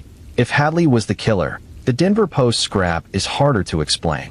It requires either that Hadley had connections to Denver that the investigation did not fully explore, or that the scrap was coincidental, having come from somewhere else through some route unrelated to the killer. But if the killer was someone else entirely, someone who did travel between San Francisco and Denver, someone who moved along the routes that connected the cities of the American West in that era, then the Denver Post scrap becomes a geographic fingerprint. A small and inadvertent trace of a man who moved through the world along a particular trajectory and had, in this one small moment, left evidence of it. The Kansas City investigation, which had briefly produced a lead and then been eliminated by the handwriting analysis, suggests that the investigation itself was aware of the possibility that the killer was someone with connections across multiple cities. The effort to find him in Kansas City, the examination of that lead, and its careful elimination. This reflects an investigative instinct that the man they were looking for was not a local actor confined to San Francisco, but someone who moved. If Bennett was not Hadley, then where is Bennett now? That is the question this theory cannot answer. If he was never identified in 1902, then he is a face without a name in the historical record. A brown mustache and a silk hat and a habit of eating only the tenderloin of porterhouse steaks, and a mind that could plan a murder 3 days in advance and walk away from it without leaving anything that could definitively identify him. He is, in this theory, one of history's escaped predators, real, knowable in his habits and his methods, but not in his name and his face. A person who existed and acted and caused irreparable harm, and then receded into the anonymity that careful planning and the limitations of 1902 investigative technology made available to him. This is the most uncomfortable place a case can leave us, with a monster who has no name. Because without a name, there is nothing to hold accountable. There is no face to look at and say, this was the one. There is only the method, the pattern, the behavior, all of it documented in the evidence left behind, none of it attached to a specific living person who could be made to answer for it. And the third theory is perhaps the most nuanced of the three, and the one that requires the most careful handling. It is the theory that Nora Fuller knew her killer, knew him well, that the relationship Madge Graham described, the telephone calls, the theater tickets, the secret meetings, was real and substantial, and that on January 11th, 1902, Nora Fuller did not go to a restaurant to meet a stranger about a job. She went to meet someone she trusted, someone she may have cared about in the complex and unequal way that a vulnerable girl can come to care about a man who has invested time and attention in making himself important to her. This theory does not diminish what was done to her. It does not suggest that she bore any responsibility for what happened. It situates the crime within the context of what we now call grooming, which is the systematic manipulation of a young person's trust and affection for the purpose of exploitation, and which is recognized today as a distinct and serious form of predatory behavior that begins long before the physical crime it is designed to facilitate. In this theory, the advertisement and the postal card and the restaurant meeting were the final stage of something that had been developing for months. The fake job offer was a mechanism, a way to give the meeting a pretext that could be explained to Nora's family, a reason for her to go to the restaurant that did not require her to reveal the nature of her relationship with the man she was going to meet. She was going to a job interview. That was what she told her family. But what she may actually have been going to was a meeting with someone she already knew. Someone who had promised her something, or told her something, or made her believe in something that made the risk of that January afternoon seem, from inside her perspective, manageable, even safe. She was wrong, of course, in the most terrible and final way. But the wrongness of her assessment was not evidence of naivete. It was evidence of how successful the grooming had been, of how thoroughly this man had managed her perception of who he was and what the relationship between them meant. She walked into the restaurant with trust, and what she trusted had been carefully manufactured to lead her exactly where she went. This theory has the advantage of explaining why Madge Graham's account, the calls, the tickets, the secret meetings, seems to coexist somewhat uneasily with the image of Nora as a purely passive victim of a stranger's trap. It integrates the two pictures. It says, yes, she knew him, and yes, she trusted him, and yes, that trust was the trap, and the advertisement and the postal card were not his method but his cover. The public-facing story that made her departure from her house on January 11th look ordinary. A girl going to a job interview. Nothing more. Whether this theory requires Hadley to be the killer, or whether it is compatible with the second theory, that the killer was someone else entirely, depends on which additional elements you weigh most heavily. The phone calls and the theater tickets and the secret meetings were real, described by multiple sources. The man behind them could have been Hadley. He could have been someone else. The third theory does not resolve that question. It only insists that whoever it was, his relationship with Nora Fuller was not the one-time encounter of a stranger and a job applicant, but something longer and deeper and more deliberately constructed. 3 theories, each with evidence behind it. None of them capable, in the absence of Charles B. Hadley and a functioning criminal justice process, of resolving into a verdict. And this is where we have remained for over a century. Nora Fuller was murdered on January 11th, 1902. The room was found on February 8th, 1902. Charles B. Hadley was named as the primary suspect and was never found. The case was never formally closed and was never formally solved.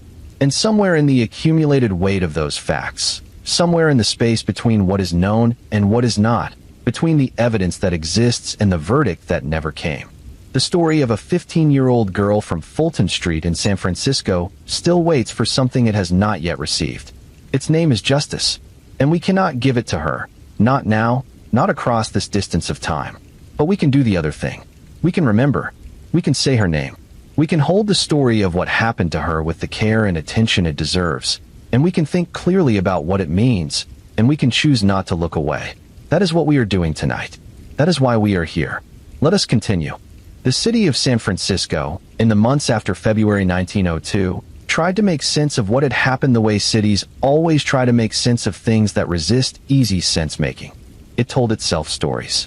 The newspapers provided the frame, and the public filled in the details according to their own fears and preoccupations. And what emerged was not quite the truth. It never is, when fear does the storytelling, but something adjacent to the truth. Something that addressed the central question of how a thing like this could have happened in a city like theirs. The central question was, as it almost always is in cases involving young female victims, how did she end up there? This is a question that can be asked with genuine investigative intent.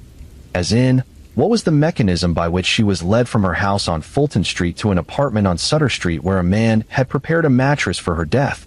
But it can also be asked in a way that is less innocent, in a way that searches for something in the victim's behavior or choices or personality that might explain, even slightly, why this happened to her specifically, as if the answer to that question would provide some protection against it happening to someone else. As if understanding Nora's particular vulnerability would reveal the particular combination of circumstances that had to be present for such a thing to occur, and therefore allow those circumstances to be avoided. This search for an explanatory vulnerability in the victim is one of the oldest and least useful responses to violent crime. It is least useful because it consistently misidentifies the cause. The cause of Nora Fuller's death was not Nora Fuller.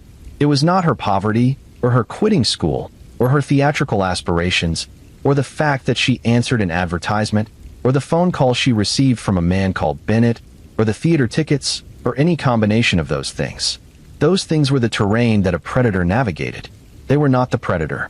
And the distinction matters enormously, because focusing on the terrain rather than the predator, on Nora's circumstances rather than his calculations, is a way of relocating responsibility, of distributing a portion of the blame onto the victim and thereby reducing, by that portion, the weight of blame carried by the one who actually made the choices. The man who placed the advertisement and wrote the postal card and rented the apartment and purchased the mattress and the sheets and the false mustache. He made choices. Every single step of the way was a choice, a deliberate decision made by a person in full possession of their faculties and aware of what they were doing. Nora Fuller did not make choices that were equivalent to those choices. She made ordinary choices, choices that anyone in her circumstances might have made, choices that reflected the perfectly reasonable hope of a girl who needed work and received what appeared to be a legitimate offer of it. The difference between those choices and his choices is not one of degree. It is categorical. San Francisco's newspapers, in their 1902 coverage, sometimes understood this distinction and sometimes did not. They were products of their time, which meant they were products of a set of assumptions about gender and class and the nature of female virtue that did not always serve female victims well. But they also, at their best, told Nora's story with genuine sympathy and genuine outrage, with the anger of a community that recognized the harm done and demanded accountability, even if the form that demand for accountability sometimes took was imperfect. The sustained public attention to the case, the months of front-page coverage, the pressure on the governor to offer a reward, the public interrogation of dozens of men, reflects a city that took what happened to Nora seriously. This is not nothing. In an era when crimes against poor girls from struggling families were sometimes managed as administrative matters and forgotten, San Francisco did not forget Nora Fuller quickly. She stayed in the newspapers. She stayed in the public consciousness. The case was not allowed to quietly dissolve into the general record of crimes that get committed and never solved and never much discussed after the initial moment of attention passes. This sustained attention was partly the newspaper's commercial interest in a story that sold papers. We should be honest about that. But it was also, partly, something more genuine. The moral seriousness of a community confronting the reality that a specific kind of predator had moved through their city and done a specific thing to a specific child and had not been stopped. That moral seriousness matters. It is what keeps cold cases alive across the decades. It is what brings us to moments like this one, where we are sitting together in the dark and saying Nora Fuller's name and telling her story more than a century after it happened. The sustained attention of a community, however imperfect, however mixed with self-interest and sensationalism, creates a record, and the record is what allows the memory to persist. Let us talk, now, about what the physical evidence in the apartment at 2211 Sutter Street tells us about the last hours of Nora Fuller's life. Not to be sensational, not to dwell on the violence for its own sake, but because the physical evidence is a form of testimony. It is the closest thing we have to Nora's own account of what happened to her, and it deserves to be heard carefully. She had eaten an apple.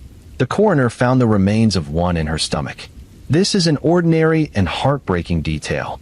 A girl who had eaten a piece of fruit on the last day of her life, in the ordinary way of someone who was hungry and found something to eat.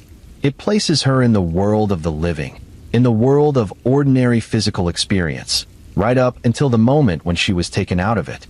There was alcohol in her system, not a large amount, but enough to register. The whiskey bottle in the room suggests how it got there. We cannot know exactly when she drank or how much, or whether it was given to her willingly or offered in a way that she did not understand was meant to incapacitate or relax her. Both possibilities exist. The presence of the whiskey bottle in the room, combined with the absence of any other comfort items, no food, no gas, no light, suggests that the whiskey was there for a specific purpose, part of the plan, not incidental. The cigar butt. Someone had smoked a cigar in that room. It was not Nora. There is no suggestion in the historical record that she smoked cigars, and it would have been extraordinary behavior for a 15-year-old girl of her era and background. It was his. He had sat in that room and smoked a cigar. This is perhaps the detail that most vividly brings him into the space. Not his face, not his name, but his habit. He sat in the dark room with a cigar, and he was there, physically present, in a space he had prepared and furnished and brought her to. He was a person. He breathed. He smoked. He had preferences and habits and a physical body that occupied space. And then he killed her. With his hands. The marks on her throat, the two distinct black marks that the coroner described, were the marks of hands that applied pressure for long enough to end a life. This was not the work of a moment. Strangulation takes time. It requires sustained effort and sustained choice. The choice, repeated across the seconds and minutes required, to continue. This is why strangulation is considered, in the analysis of crime, one of the most personal and deliberate forms of lethal violence. It requires presence. It requires proximity. It requires the sustained decision to not stop. And then he left. He walked out of the apartment, and he pulled the shade down, and he locked the door behind him, and he went back into the city. He perhaps went home. He perhaps ate dinner. He perhaps slept. We do not know. What we know is that the apartment at 2211 Sutter Street sat closed and dark for 27 days, and that the city outside went about its business, and that the man who had walked out of that room continued to move through the world as if the thing he had done was a thing that could simply be left behind, in a dark room, under a pulled shade, and walked away from. The Denver Post scrap. This detail has lingered in the investigation's margins for over a century. Who brought it? When did it enter the room? Was it in the killer's pocket, brought from Denver, or kept from a recent Denver paper? Incidental and meaningless. Just a scrap of newspaper he had grabbed without thinking.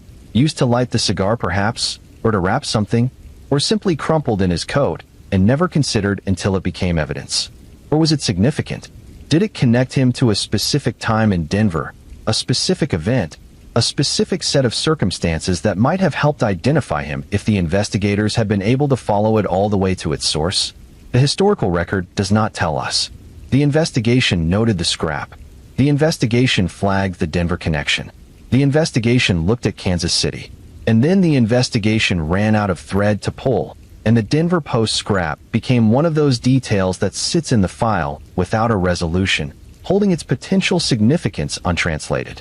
The Parrott Building connection, the suggestion that the Denver Post scrap had traveled from the Parrott Building somehow, adds another layer of geographic and social specificity that the investigation tried to follow and could not fully resolve.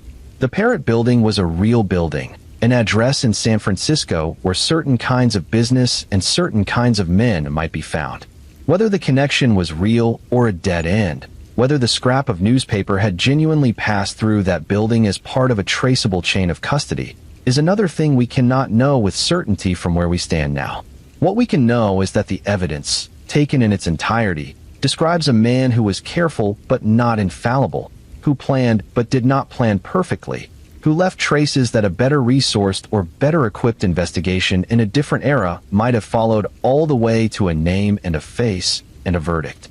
We did not have that era in 1902, and so the traces remained traces, and the name remained unknown, and the face remained unidentified, and Nora Fuller remained unavenged. If you are still with me, and I hope you are, I hope this story has reached you in the way I intended it to, slowly and carefully, and with the weight it deserves. Then I want to take a moment before we begin the final stretch of this journey together. The final chapters of this story are about what Nora Fuller's case means. Not just what happened, but what it tells us. What it asks us to understand about the world we live in, and the world that she lived in, and the distance between those two worlds that is sometimes smaller than we would like to believe. We are almost there.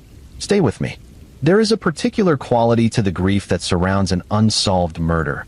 A quality that distinguishes it sharply from the grief that follows a case that has been prosecuted and resolved, even imperfectly, even with a verdict that feels inadequate to the weight of what has been done. In resolved cases, grief has somewhere to go. The trial creates a structure, a beginning and a middle and an end, and even when the ending is painful, even when the sentence feels short or the verdict feels wrong, the structure itself provides something to push against, something to argue with, something to carry the grief forward into or beyond. The unresolved case provides none of this. The grief has no structure to inhabit. It simply sits in open space, without walls, without a ceiling, without any of the architecture that allows suffering to eventually settle into something livable. This is what Nora Fuller's family lived with. This is what the investigators lived with. The ones who had worked the case with genuine dedication and had found themselves stopped, not by lack of effort, but by the combination of inadequate investigative tools, a missing suspect, and circumstantial evidence that had not quite been sufficient to close the distance between suspicion and proof. And it is, in a different and smaller way, what anyone who has spent time with this case carries away from it. The open-endedness, the unfinished sentence, the question that hangs in the air without an answer to bring it down. What we can do, from this remove of time, is something the immediate investigators could not quite do. We can see the case whole. We can look at all of its pieces simultaneously and note the patterns and the consistencies and the gaps without the pressure of an active investigation, without the deadline of a disappearing suspect, without the particular distorting lens of 1902 journalism and the assumptions of 1902 society. We can bring to it the knowledge and the vocabulary that the intervening century has given us, the understanding of grooming, the understanding of organized predatory behavior, the understanding of how false identities function in the construction of a predatory scheme, and we can read the evidence in that light and see things that may not have been visible at the time. What do we see? We see a man who targeted a specific category of victim, not randomly, not opportunistically, but with clear intentionality. The advertisement specified a young white girl. This is a selection criterion. It is designed to filter the pool of respondents to produce exactly the kind of person he was looking for: young, female, working class, in need of employment, likely from a family without resources, and without the social connections that might make her disappearance generate immediate, powerful responses from people with the ability to press law enforcement. He knew what he was looking for. He specified it. And the specification was followed by the cultivation of at least one specific girl through phone calls and theater tickets, which suggests that either he had multiple potential targets in view and cultivated whichever ones responded most amenably, or he had already identified Nora specifically and was using the advertisement as a formal pretext for a meeting that had been long in the planning. Either interpretation reflects the same underlying orientation. This was a predator who selected, who screened, who chose. Not someone who acted on sudden impulse with whoever happened to be available, but someone who applied selection criteria and took the time to cultivate the chosen target. This is the hallmark of a certain kind of organized sexual predator, the kind who is not driven primarily by opportunism, but by a specific and sustained compulsion that he manages through planning and preparation rather than leaving to chance. We also see a man who was not new to deception. The ease with which he moved between aliases, Bennett, Hawkins, and presumably others before and after, suggests long practice. The comfort with which he gave a false hotel address to a landlady, with which he signed a lease agreement with a false name and a month's cash rent, with which he placed a newspaper advertisement under yet another alias and managed the response to it through the postal system rather than in person. This is the behavior of someone for whom deception was a familiar and practiced tool, not something attempted awkwardly for the first time. In the language of modern profiling, this profile, organized, methodical, practiced in deception, able to sustain a false presentation over extended periods, selecting victims from a defined vulnerable category, is associated with repeat offending. Not in every case, but with high frequency. The person who commits this kind of crime for the first time is, statistically, far less organized than this. The elaborate apparatus of preparation and cover suggests accumulated experience. Perhaps not an identical crime committed identically before, but something. Some history of behavior in this direction, some sequence of events that preceded January 1902 and shaped the man who prepared the room on Sutter Street. If he had done this before, the historical record does not give us a clear account of it. There are no other cases from the San Francisco of 1901 or 1900 that the historical sources available to us connect directly to the murder of Nora Fuller. But the absence of a clear record is not the same as the absence of prior crimes. In 1902, the documentation of crimes, particularly crimes against poor girls from working-class families, was incomplete, inconsistent, and often inadequate. Cases were managed and closed and filed without the kind of systematic cross-referencing that might have revealed a pattern. The man who had assaulted a 15-year-old girl before becoming Charles B. Hadley, the prior offense that appears in Hadley's history, That assault might have been one of many incidents that collectively created the profile we see in the Nora Fuller case. Or the prior offense might not have been Hadley's at all, if Hadley was not the killer. We do not know. What we know is that the murder of Nora Fuller was not a simple crime. It was not the random violence of an impulsive moment. It was the culmination of a carefully designed and patiently executed predatory scheme, carried out by a person or persons. If the question of accomplices is ever raised, and in cases this planned, that question sometimes does get raised. Who understood what they were doing and had taken steps to protect themselves from the consequences of it? And the steps they took, in 1902, were largely sufficient. The consequences did not come. The apartment was found, but the man was not. The aliases were identified, but the real name behind them remained uncertain. The suspect was named, but was never apprehended. And the room on Sutter Street was eventually emptied of its evidence, and its memory, and its horror, and life went on around it in the way that life goes on around the sites of terrible things, absorbing them slowly until they become part of the texture of a city's history rather than the active wound of its present. There is a building at 2211 Sutter Street today. Not the same building, because San Francisco has been rebuilt and altered and shaken by earthquakes and reshaped by time in the century since 1902, but an address in the same location, a place in the city where the apartment once stood. The people who live or work there today in all likelihood know nothing about what happened in the winter of 1902. The address has no marker, no memorial, no visible acknowledgement that a 15-year-old girl was brought there and murdered in a room that a man had spent 3 days preparing for the purpose. Cities do not always mark their horror. Sometimes they absorb it silently, and the horror becomes part of the invisible history that runs beneath the surface of the visible city. The history that is there if you know to look for it, that is felt but not seen, that shapes the city in ways no one quite articulates, but that everyone who knows about it carries quietly. Nora Fuller is part of San Francisco's invisible history. She is the girl who left Fulton Street on a January morning with a postal card in her hand and hope in her chest, and who was brought by careful and deliberate cruelty to a room in the dark. She is the case that should have been solved and was not.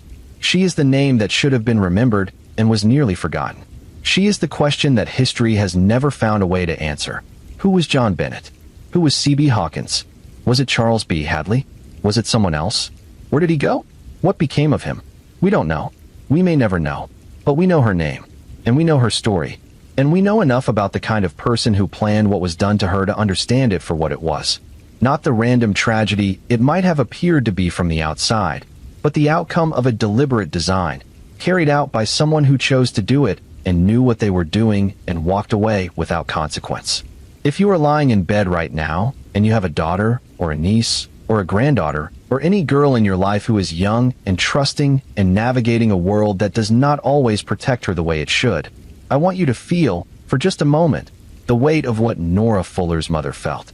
Not to make you afraid, but to make you present. Present to the reality that Nora was a real person whose loss was total and whose story deserves to be carried by the community of people who take the time to hear it. And then I want you to take a breath and let that weight settle into something quieter. Because Nora Fuller's story, for all its darkness, is also a story about persistence, about the refusal of investigators and journalists, and eventually storytellers like the ones who keep the memory of her case alive, to simply let the darkness have the last word. The last word belongs to her. Eleanor Parline, born in China in 1886. Nora Fuller, who dreamed of the stage and needed work and answered an advertisement and trusted someone she should not have been given reason to distrust. 15 years old. Her story is still being told. And that matters.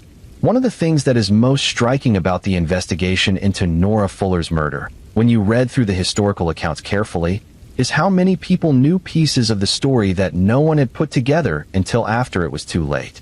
Madge Graham knew about the older man named Bennett, the phone calls, the theater tickets. The grocery store owner knew that calls had come regularly for Nora. The restaurant staff at the popular restaurant knew about Tenderloin, knew his face, his habit, his nickname.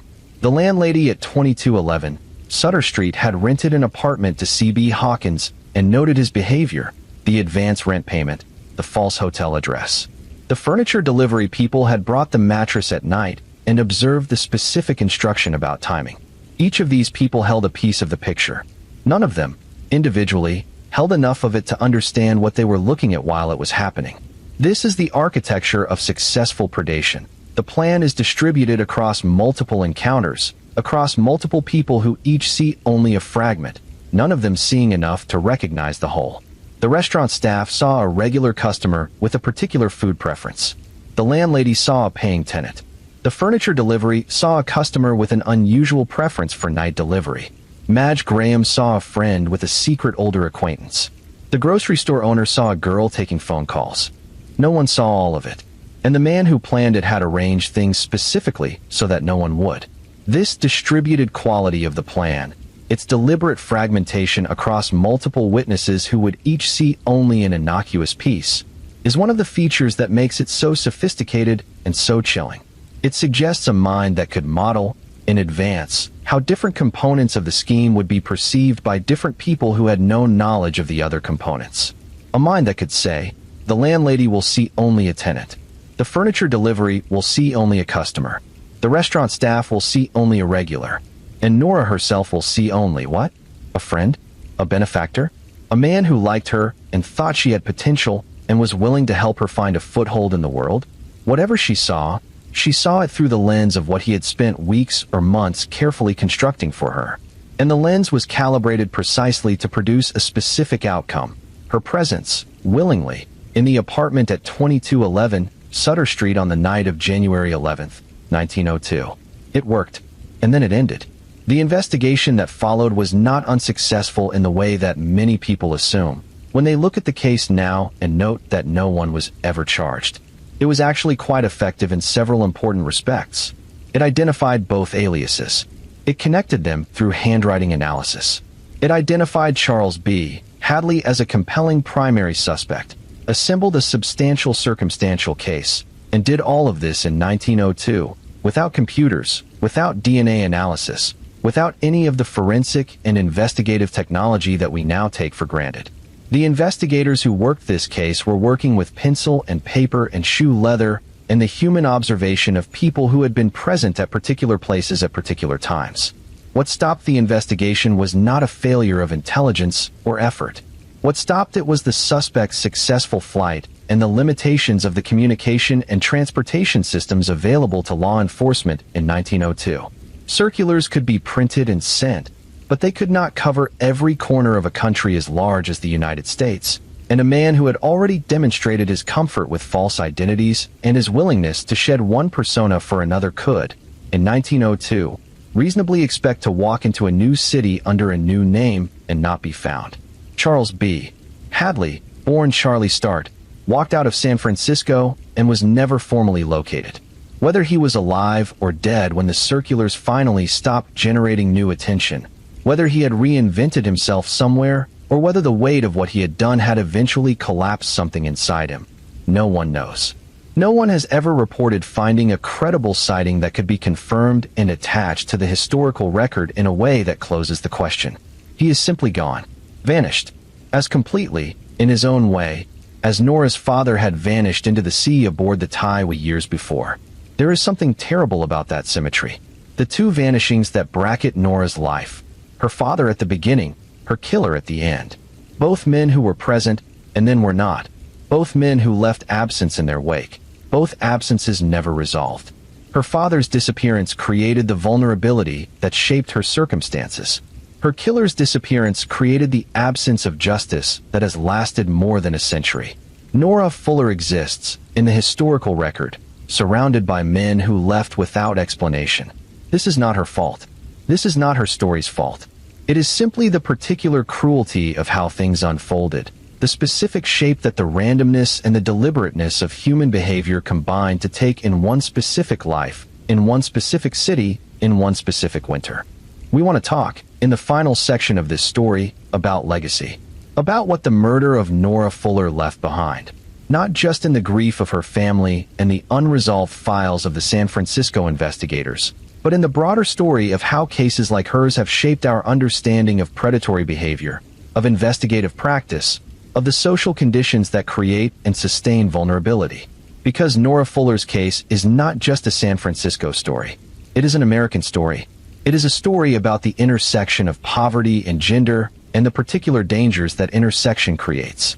It is a story about the gap between what a society tells its most vulnerable members about how to be safe, be careful, be cautious, be suspicious of strangers, and the reality of how the most sophisticated predators actually operate, not through force from strangers, but through the careful, patient cultivation of trust from someone who presents as a friend, a benefactor, a person with resources and interest and apparent goodwill.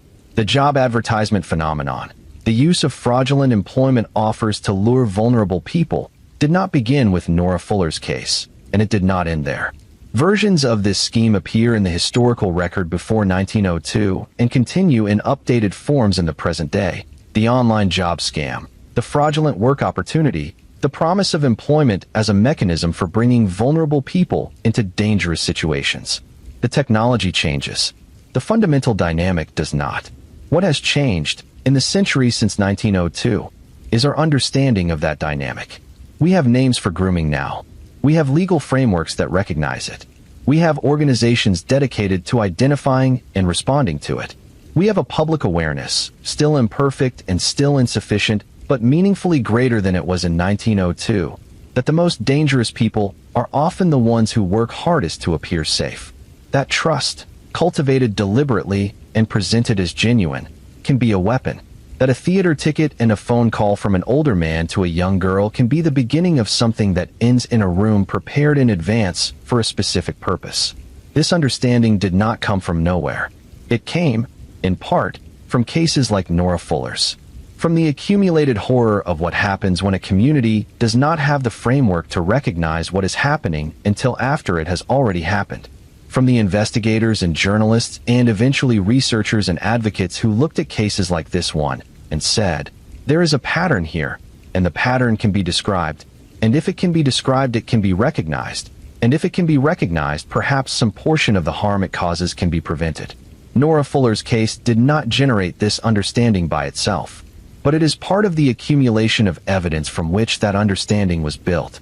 Her story, like the stories of the other girls and women who were harmed by similar schemes in similar eras, is part of the historical foundation of modern child protection, the raw material, painful and irreplaceable, from which the architecture of safeguarding was eventually constructed. She deserved to be protected by structures that did not yet exist. That is the tragedy, and the legacy, the only positive legacy, is that those structures now exist in at least partial form, and their existence was purchased, in part, by stories like hers. This does not console. There is no consolation here. Not really. Not for a girl who died at 15 in a room she had been brought to through deliberate deception. But it is the truth. And the truth is what we owe her, even when the truth is this hard. Take a breath. We are nearly at the end of this story. Not because the story is fully resolved. It never will be, the way cold cases never fully resolve, but because we have reached the place where we must let it rest. Where we must acknowledge what we know and what we do not know and what we carry away from the knowing and the not knowing, and allow ourselves to close the chapter as gently as possible and return to the quiet. There are final things to say, and then we rest. The legacy of a cold case is a strange and specific kind of thing.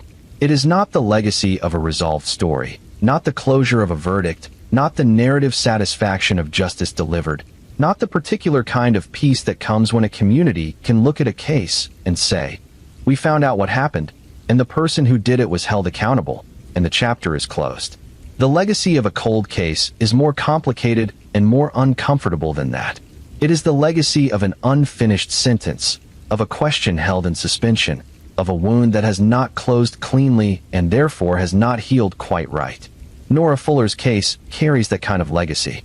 It is present in the historical record as a case that was investigated seriously, taken seriously, covered extensively, and then not solved. It is present in the archives of the San Francisco newspapers of 1902 as weeks and months of front-page coverage that gradually diminished as the investigation stalled and the city's attention moved to other things.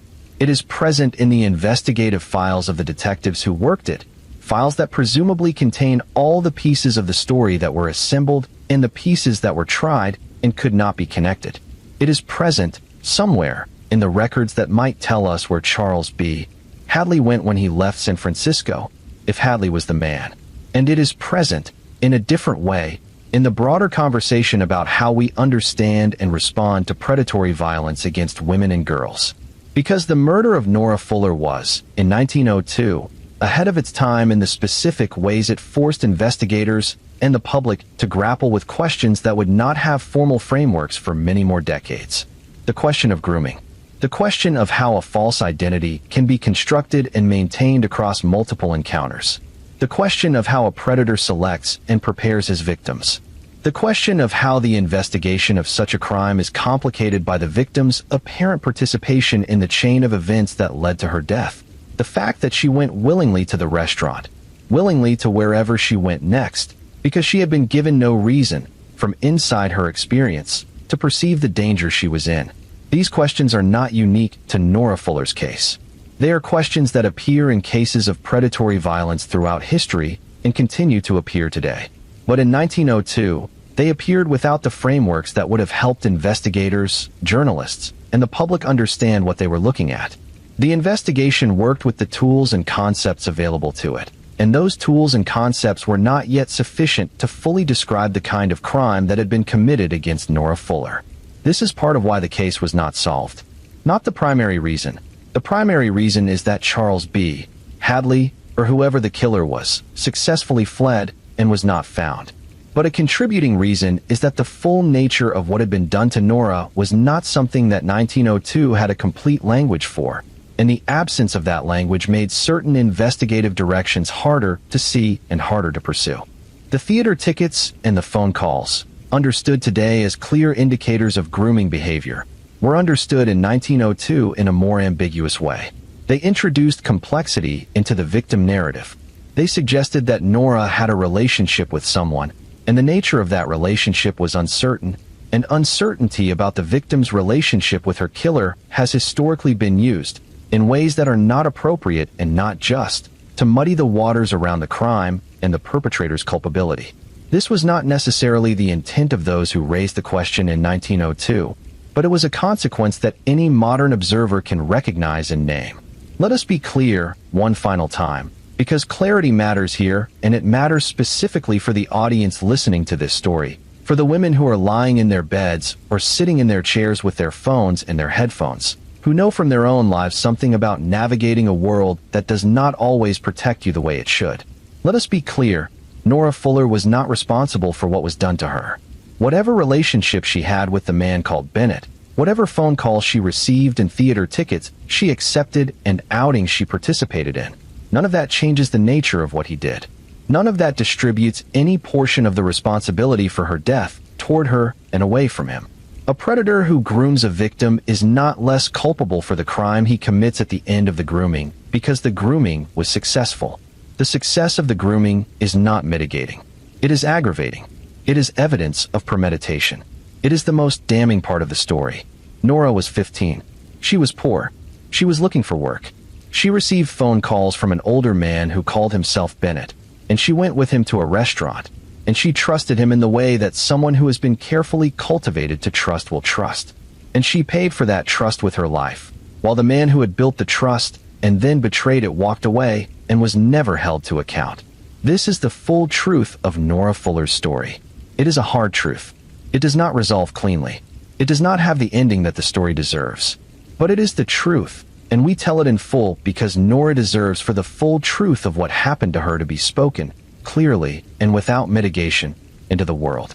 The investigators who worked this case, and they worked it seriously, with genuine dedication and considerable skill given the resources and technology available to them, deserved a better outcome than they got.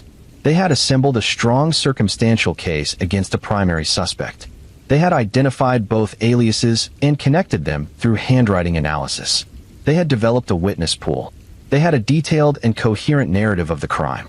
And then the suspect vanished, and without him in custody, all of that work could not be converted into the verdict that justice required.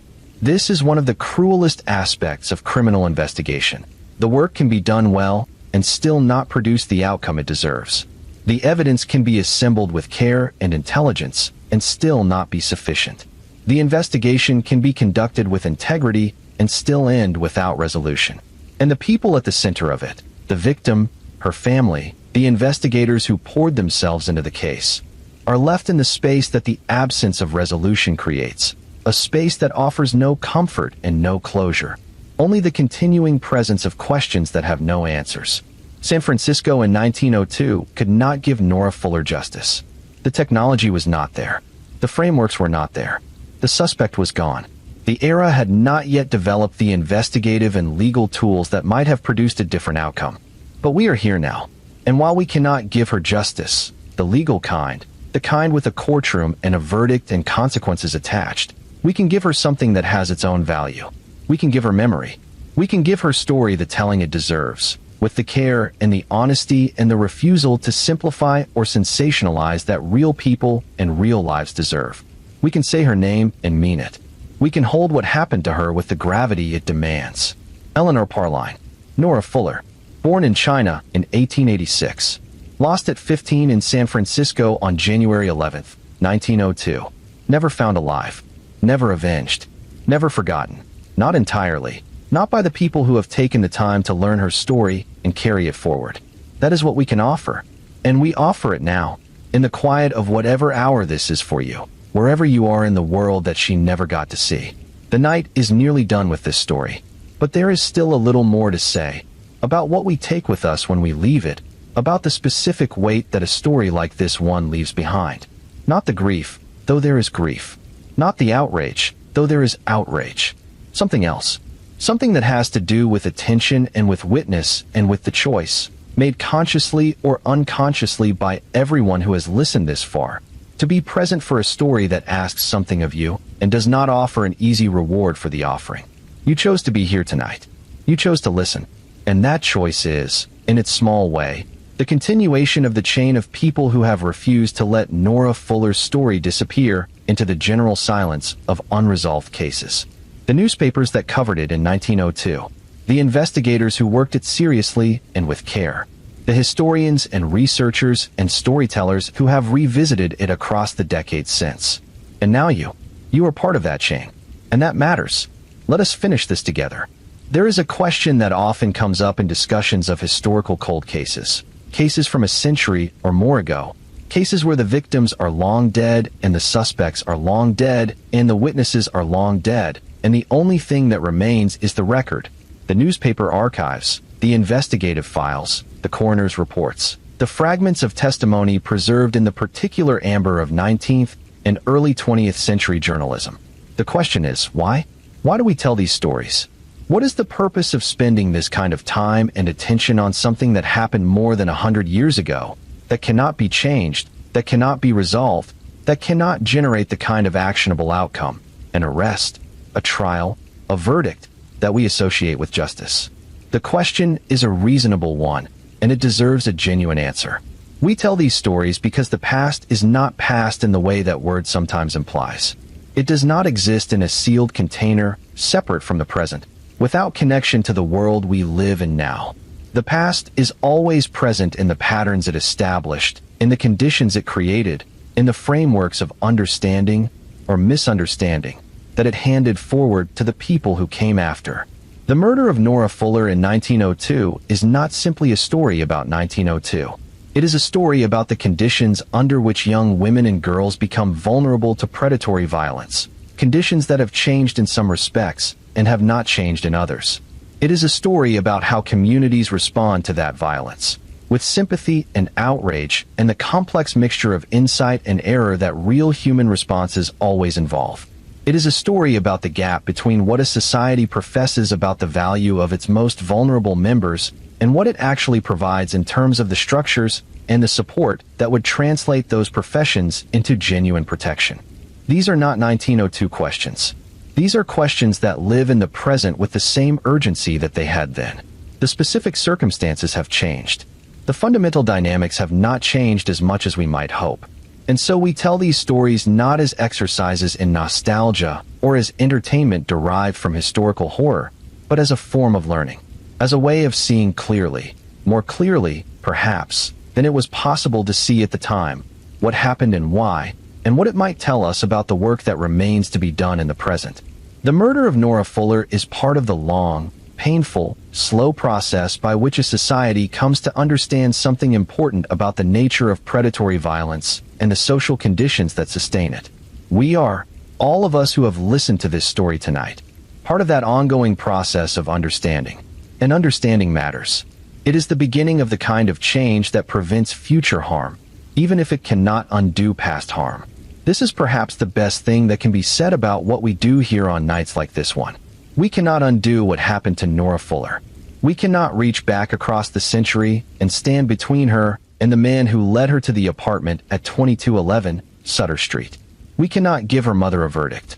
We cannot give the investigators the closure their work deserved. But we can carry the understanding forward. We can hold the story clearly and honestly. We can bring to it the vocabulary and the frameworks that 1902 did not have and apply them to what the evidence tells us, so that the full shape of what was done becomes visible in a way that it perhaps could not be at the time. And in doing that, we honor the truth. And honoring the truth is the closest thing to justice that time allows. Let us think, for a few minutes, about the three theories one final time, not to choose between them definitively, because the evidence does not permit a definitive choice, but to note what each of them tells us, and what each of them asks us to consider. If Charles B. Hadley was the killer, if the initials and the prior assault and the destroyed clothing and the false mustache and the embezzlement and the disappearance all add up to the most likely answer, then the story of Nora Fuller is, at its heart, the story of a man who had been displaying his dangerous nature to the people around him for years without being stopped. The prior assault, the embezzlement, the comfort with false identities. These were signals. These were the warning signs that, if the systems around Hadley had been capable of recognizing and acting on them, might have interrupted the trajectory that led to a room on Sutter Street. They were not recognized in time. Or if recognized, they were not acted on in a way that prevented what came next. This is a pattern that recurs in cases of predatory violence with disturbing frequency. The person who ultimately commits the most serious harm has often already displayed, to people who were in a position to see it, behavior that should have raised flags. The assault that was noted but not fully prosecuted. The dishonesty that was observed but managed informally. The discomfort that people in his orbit felt but did not name clearly enough or loudly enough or to the right people to produce a response that interrupted the pattern. We have better systems now, in theory, for recognizing and responding to these warning signs. Whether we consistently use them as well as we could is a separate and uncomfortable question. If Charles B. Hadley was not the killer, if the second theory is correct and F.W. Crone's non-identification should be taken at face value, then the story of Nora Fuller is the story of a predator who was never identified, never brought to the edge of accountability, never even named with certainty in the historical record. And this particular story is perhaps the most disturbing, because it is the story of someone who left the least possible trace and was therefore never stopped, and who may have gone on to harm others in ways that were never connected to each other, or to San Francisco, or to a 15-year-old girl found in a darkroom in February of 1902. The unidentified predator in a historical cold case is a particularly heavy kind of absence, because unlike the named and suspected predator who evaded justice, this person left no name for anyone to pursue. The investigation had no name to put on the circulars. There was only the description, the silk hat, the brown mustache, the porterhouse tenderloin, the refined manner, and descriptions, without names, are difficult to convert into accountability. And if the third theory is the most accurate, if Nora Fuller knew the man she went to meet, if the relationship had been built over weeks or months before January 11th, if the advertisement and the postal card were the final act of a much longer drama, then the story is about the particular cruelty of a betrayal that began not with violence, but with something that felt, from inside Nora's experience, like kindness, like interest, like the attention of someone who thought she mattered. This is perhaps the cruelest theory of the three, not because it implies worse violence. The physical violence was the same in all three, but because it implies the longest duration of deliberate harm. Because if she had known him, if she had trusted him, if she had experienced from him something that functioned as care and interest and attention over an extended period, then the betrayal of that trust was not a single moment. It was the culmination of a sustained deception, a long performance of false humanity that ended in the most definitive possible withdrawal of that false humanity on the night it was no longer useful to maintain. All three theories point toward the same fundamental truth: a man made choices. Many choices. Over time. With intention. And those choices ended the life of a 15-year-old girl who had not made choices that were equivalent to his, who had simply tried to navigate a world that did not protect her well, and who trusted someone who had invested in making himself worthy of trust for the specific purpose of exploiting that trust when the moment arrived. This is what we know. This is what we carry. The investigation of the murder of Nora Fuller by the San Francisco Police Department in 1902 was as thorough as its era permitted. The investigators identified both aliases, connected them through expert analysis, developed a primary suspect, assembled circumstantial evidence, and maintained public pressure on the case for months through the combination of their own work and the sustained attention of the press. What they could not do, find and apprehend the suspect, was not a failure of effort or intelligence, but of the limitations inherent to law enforcement in the early 20th century. Charles B. Hadley, the primary suspect, was never found. The case was never formally resolved. The killer, whoever he was, died without a verdict attached to his name. And Nora Fuller's family, her mother and whatever siblings and extended family she had, lived with that absence in the way that families of murder victims always live with the absence of justice, carrying it quietly through years and decades, each year the anniversary of January 11th arriving and carrying its particular weight, unassuaged by any outcome that might have helped it settle into something lighter. We tell her story tonight in the hope that the telling is, in its small way, the kind of reckoning that official processes were never able to provide. Not a verdict, not a sentence, but a recognition, an acknowledgement, a declaration, in the quiet of a late night, that Nora Fuller existed and that what was done to her mattered, and that the fact of her story deserves to be held in living memory rather than buried in historical archives. She existed. She mattered. Her story is real, and we carry it forward. Before we come to the final moments of this story together, I want to stay in San Francisco for a few minutes more. Not in the winter of 1902, not in the dark apartment on Sutter Street or the fog-covered streets outside the popular restaurant, but in the longer arc of what Nora Fuller's case meant to the city that had failed to protect her and failed to deliver justice for what was done to her. San Francisco in 1902 was a city that believed in itself. It had survived the roughness of its gold rush origins and emerged as one of the great cities of the American West, ambitious, cosmopolitan, culturally vibrant, connected to the Pacific Rim in ways that set it apart from the cities of the Atlantic coast. It had cable cars and opera houses and restaurants where men of means ate porterhouse steaks beneath gaslit chandeliers. It had the energy of a place that had grown fast and was still growing, still becoming, still assembling itself into the city it wanted to be. And it had, beneath all of that, the things that cities like this always have beneath the surface of their ambition: poverty and desperation, and the invisible populations of people who did not appear in the opera houses or the fine restaurants, but who did the work that kept the city running, who lived in the modest neighborhoods and sent their children to school until the family needed the children to work, and then sent them into the world to find whatever the world was willing to offer. Nora Fuller was one of those children. The city had not seen her, not clearly, not fully, until the moment of her disappearance made her visible. And then it had seen her in the particular way that cities see their dead victims, with sympathy and grief and the desire to make sense of the loss, all of it mixed with the complications of class and gender that shaped how victims were understood and how their stories were told.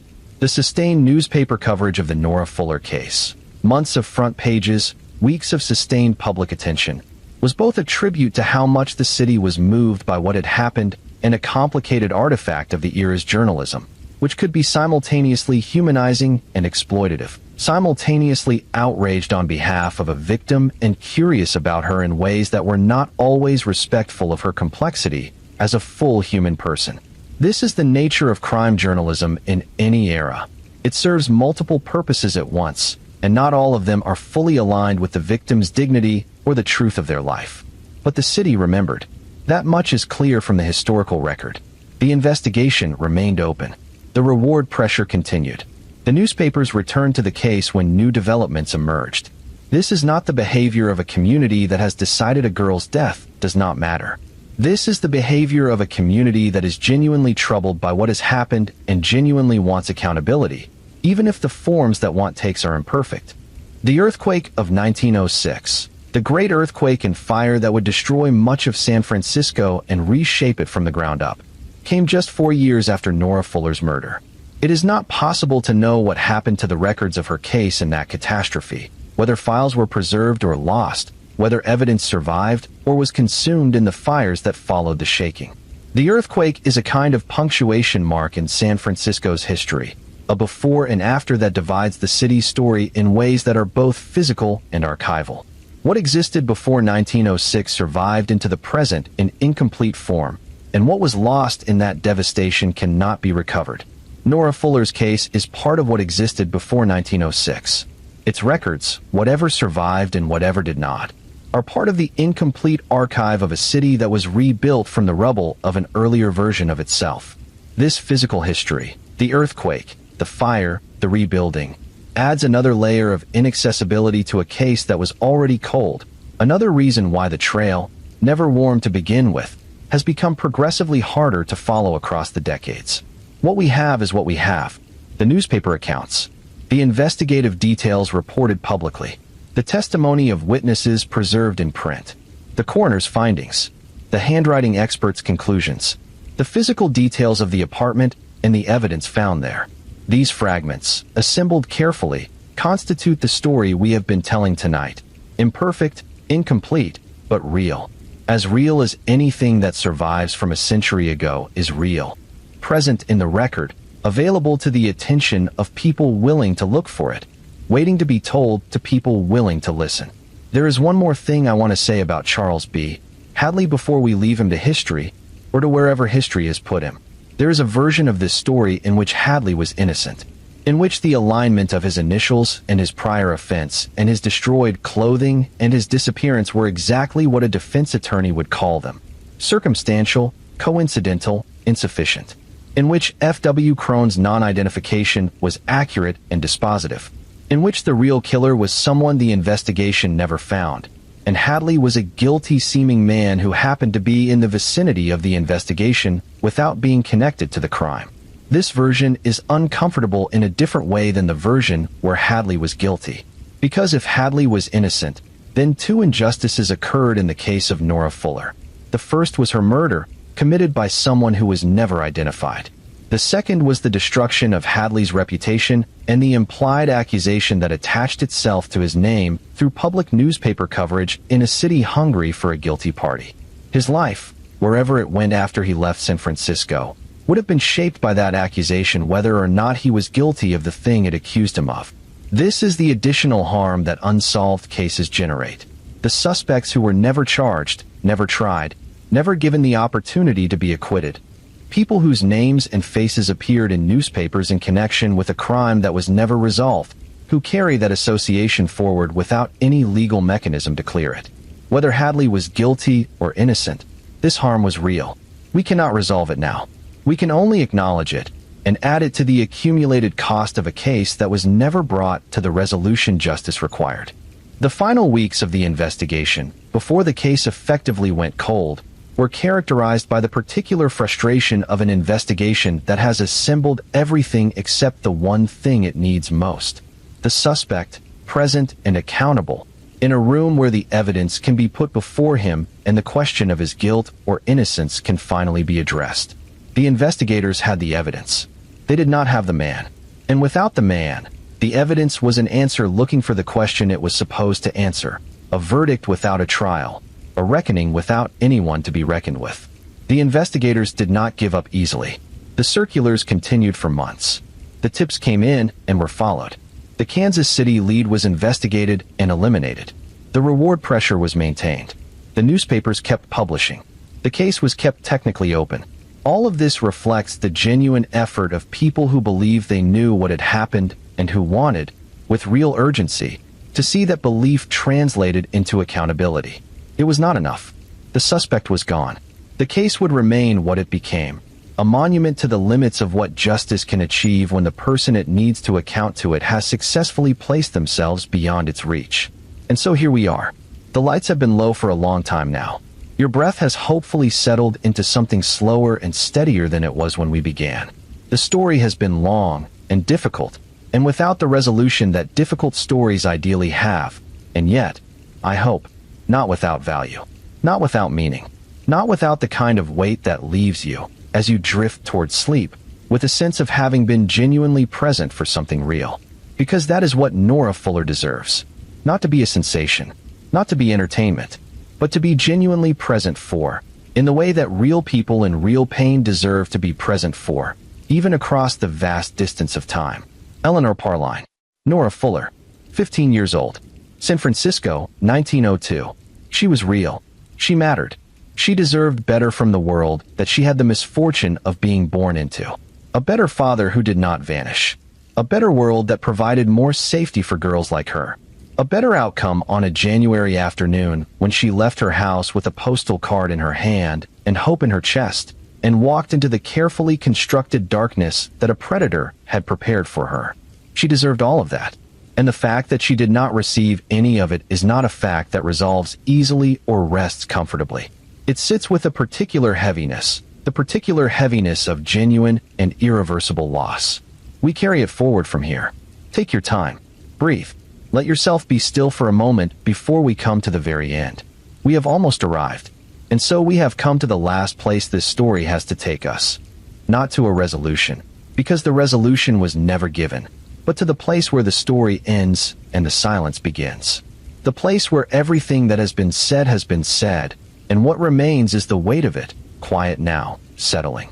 Let me say a few final things about Nora Fuller before I let you rest. She was born into circumstances that required her to be strong, without having been given much in the way of the support that strength is built upon. Her father was gone before she was old enough to remember him properly. Her mother did what she could with what she had. The family moved, survived, endured. Nora quit school at 15 and went looking for work, which was not a failure of character or judgment, but a response to necessity. The kind of response that millions of girls in millions of families across the history of this country have made, stepping into the world before the world was ready to receive them safely, doing what they had to do because the alternatives were worse. She received a postal card. She went to a restaurant. She made a phone call home that someone was waiting to receive. And then she went somewhere that she believed was safe, or safer than it turned out to be, and she did not come home. A month later, she was found. And everything that could be done to find out who had done this, with the tools available in 1902, was done. And it was not enough. This is the truth of her story.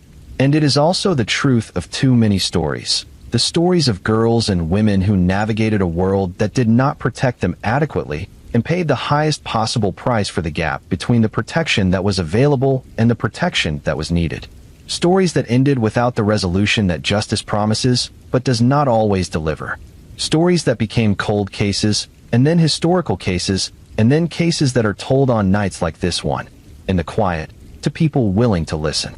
You have listened tonight, for a long time, with patience and attention and the kind of presence that Nora Fuller's story has always deserved and has not always received. And I want you to know that the act of listening matters.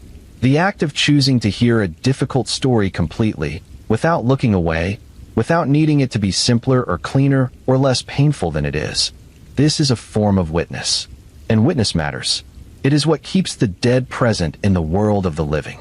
It is what keeps cold cases from becoming forgotten cases. It is what turns historical events into living memory. You are part of Nora Fuller's living memory tonight. And that is not nothing. That is, in its particular and quiet way, something significant.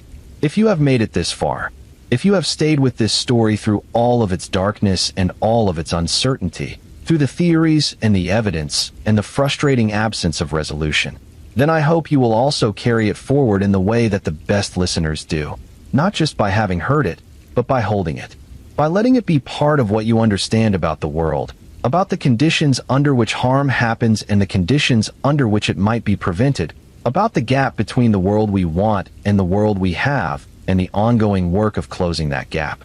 And if this is the first time you have been here, on this channel, with this community, welcome. This is what we do here. We tell the stories of real people. We hold them carefully. We do not rush. We do not sensationalize. We sit with the weight of what is true, even when what is true is heavy, because real people deserve real witness. If you have been here before, then you know already what this space is. You know why you come back. And I am grateful for your presence every time. Before you close your eyes and let this long night finally carry you into sleep, I want to ask you to do one small thing. If Nora Fuller's story has moved you tonight, if you have felt something while listening to it, whether sadness or anger or the particular kind of grief that belongs to stories that do not resolve, leave a comment below this video. Tell me where you are. Tell me what you are feeling. Tell me what you are taking away from a story that has been waiting over a century to be told to someone willing to hear it. Because this community is built on exactly that, on the willingness of people to be present for difficult stories, to carry them forward, to say the names of people who might otherwise be forgotten. Your comment is part of that. Your presence is part of that. And if you are not yet subscribed, please consider subscribing now. It costs you nothing, and it means everything. It means that the next time this channel sits down to tell a story like this one, you will be there to hear it. It means that the next name, the next cold case, the next girl or woman or man whose story deserves to be told with care and honesty and the refusal to look away, it means that they will have you in the audience. And that matters more than you might think. Like the video if you can. It tells the platform that this kind of storytelling matters. That stories like Nora Fuller's deserve space in the world alongside all the other stories competing for attention. That slow, careful, honest witness to real human tragedy has an audience. And that audience shows up and stays and listens all the way to the end. You showed up tonight. You stayed. You listened all the way to the end. Thank you. Now, before we move on, let me say her name one final time. Not dramatically, not as a flourish, just quietly, in the way that someone says the name of a person they want to make sure the world does not forget. Nora Fuller, Eleanor Parline, born 1886, died January 11th, 1902, in San Francisco, California. 15 years old. The case was investigated seriously, the suspect was named but never found, and the case was never formally resolved. She was real. She mattered. She is remembered tonight by everyone who has listened to this story, and that company of people, you, wherever you are in the world, whatever time it is for you, whatever brought you to this video tonight, that company is her legacy. The living memory of people willing to say, I heard your story. I am not going to look away from what happened to you. I am going to carry you forward into whatever comes next. The night is very quiet now. The story has been told. What remains is the closing of the chapter and the beginning of rest, and the particular kind of peace that comes, not from having resolved something, but from having been fully present for something that deserved full presence. Let your body be heavy now. Let the blanket be warm. Let the darkness be comfortable rather than threatening, the way darkness can be when you are safe inside it. Let your breathing slow to the rhythm that carries you away from the waking world and into sleep, where the mind processes what the day has given it and releases what it does not need and keeps what it will carry forward. You have been good company tonight. You have done something valuable by listening. And now you can rest, knowing that Nora Fuller's story has been told tonight with the honesty and the care that it deserves, that her name has been spoken into the world by someone who meant it, and that she is, in the small and persistent way that memory works, a little less forgotten than she was before we started. Rest well, and as you sleep, we will move gently into our next story. Another name, another life, another true account of something that happened to a real person in a real place, told slowly, told carefully, told with the respect that every human story demands and deserves. We will be here when you wake. Or perhaps you will drift through the next story without waking at all, which is exactly as it should be, exactly what this space is for. Good night. Sleep gently. And wherever you are in the world tonight, thank you for being here.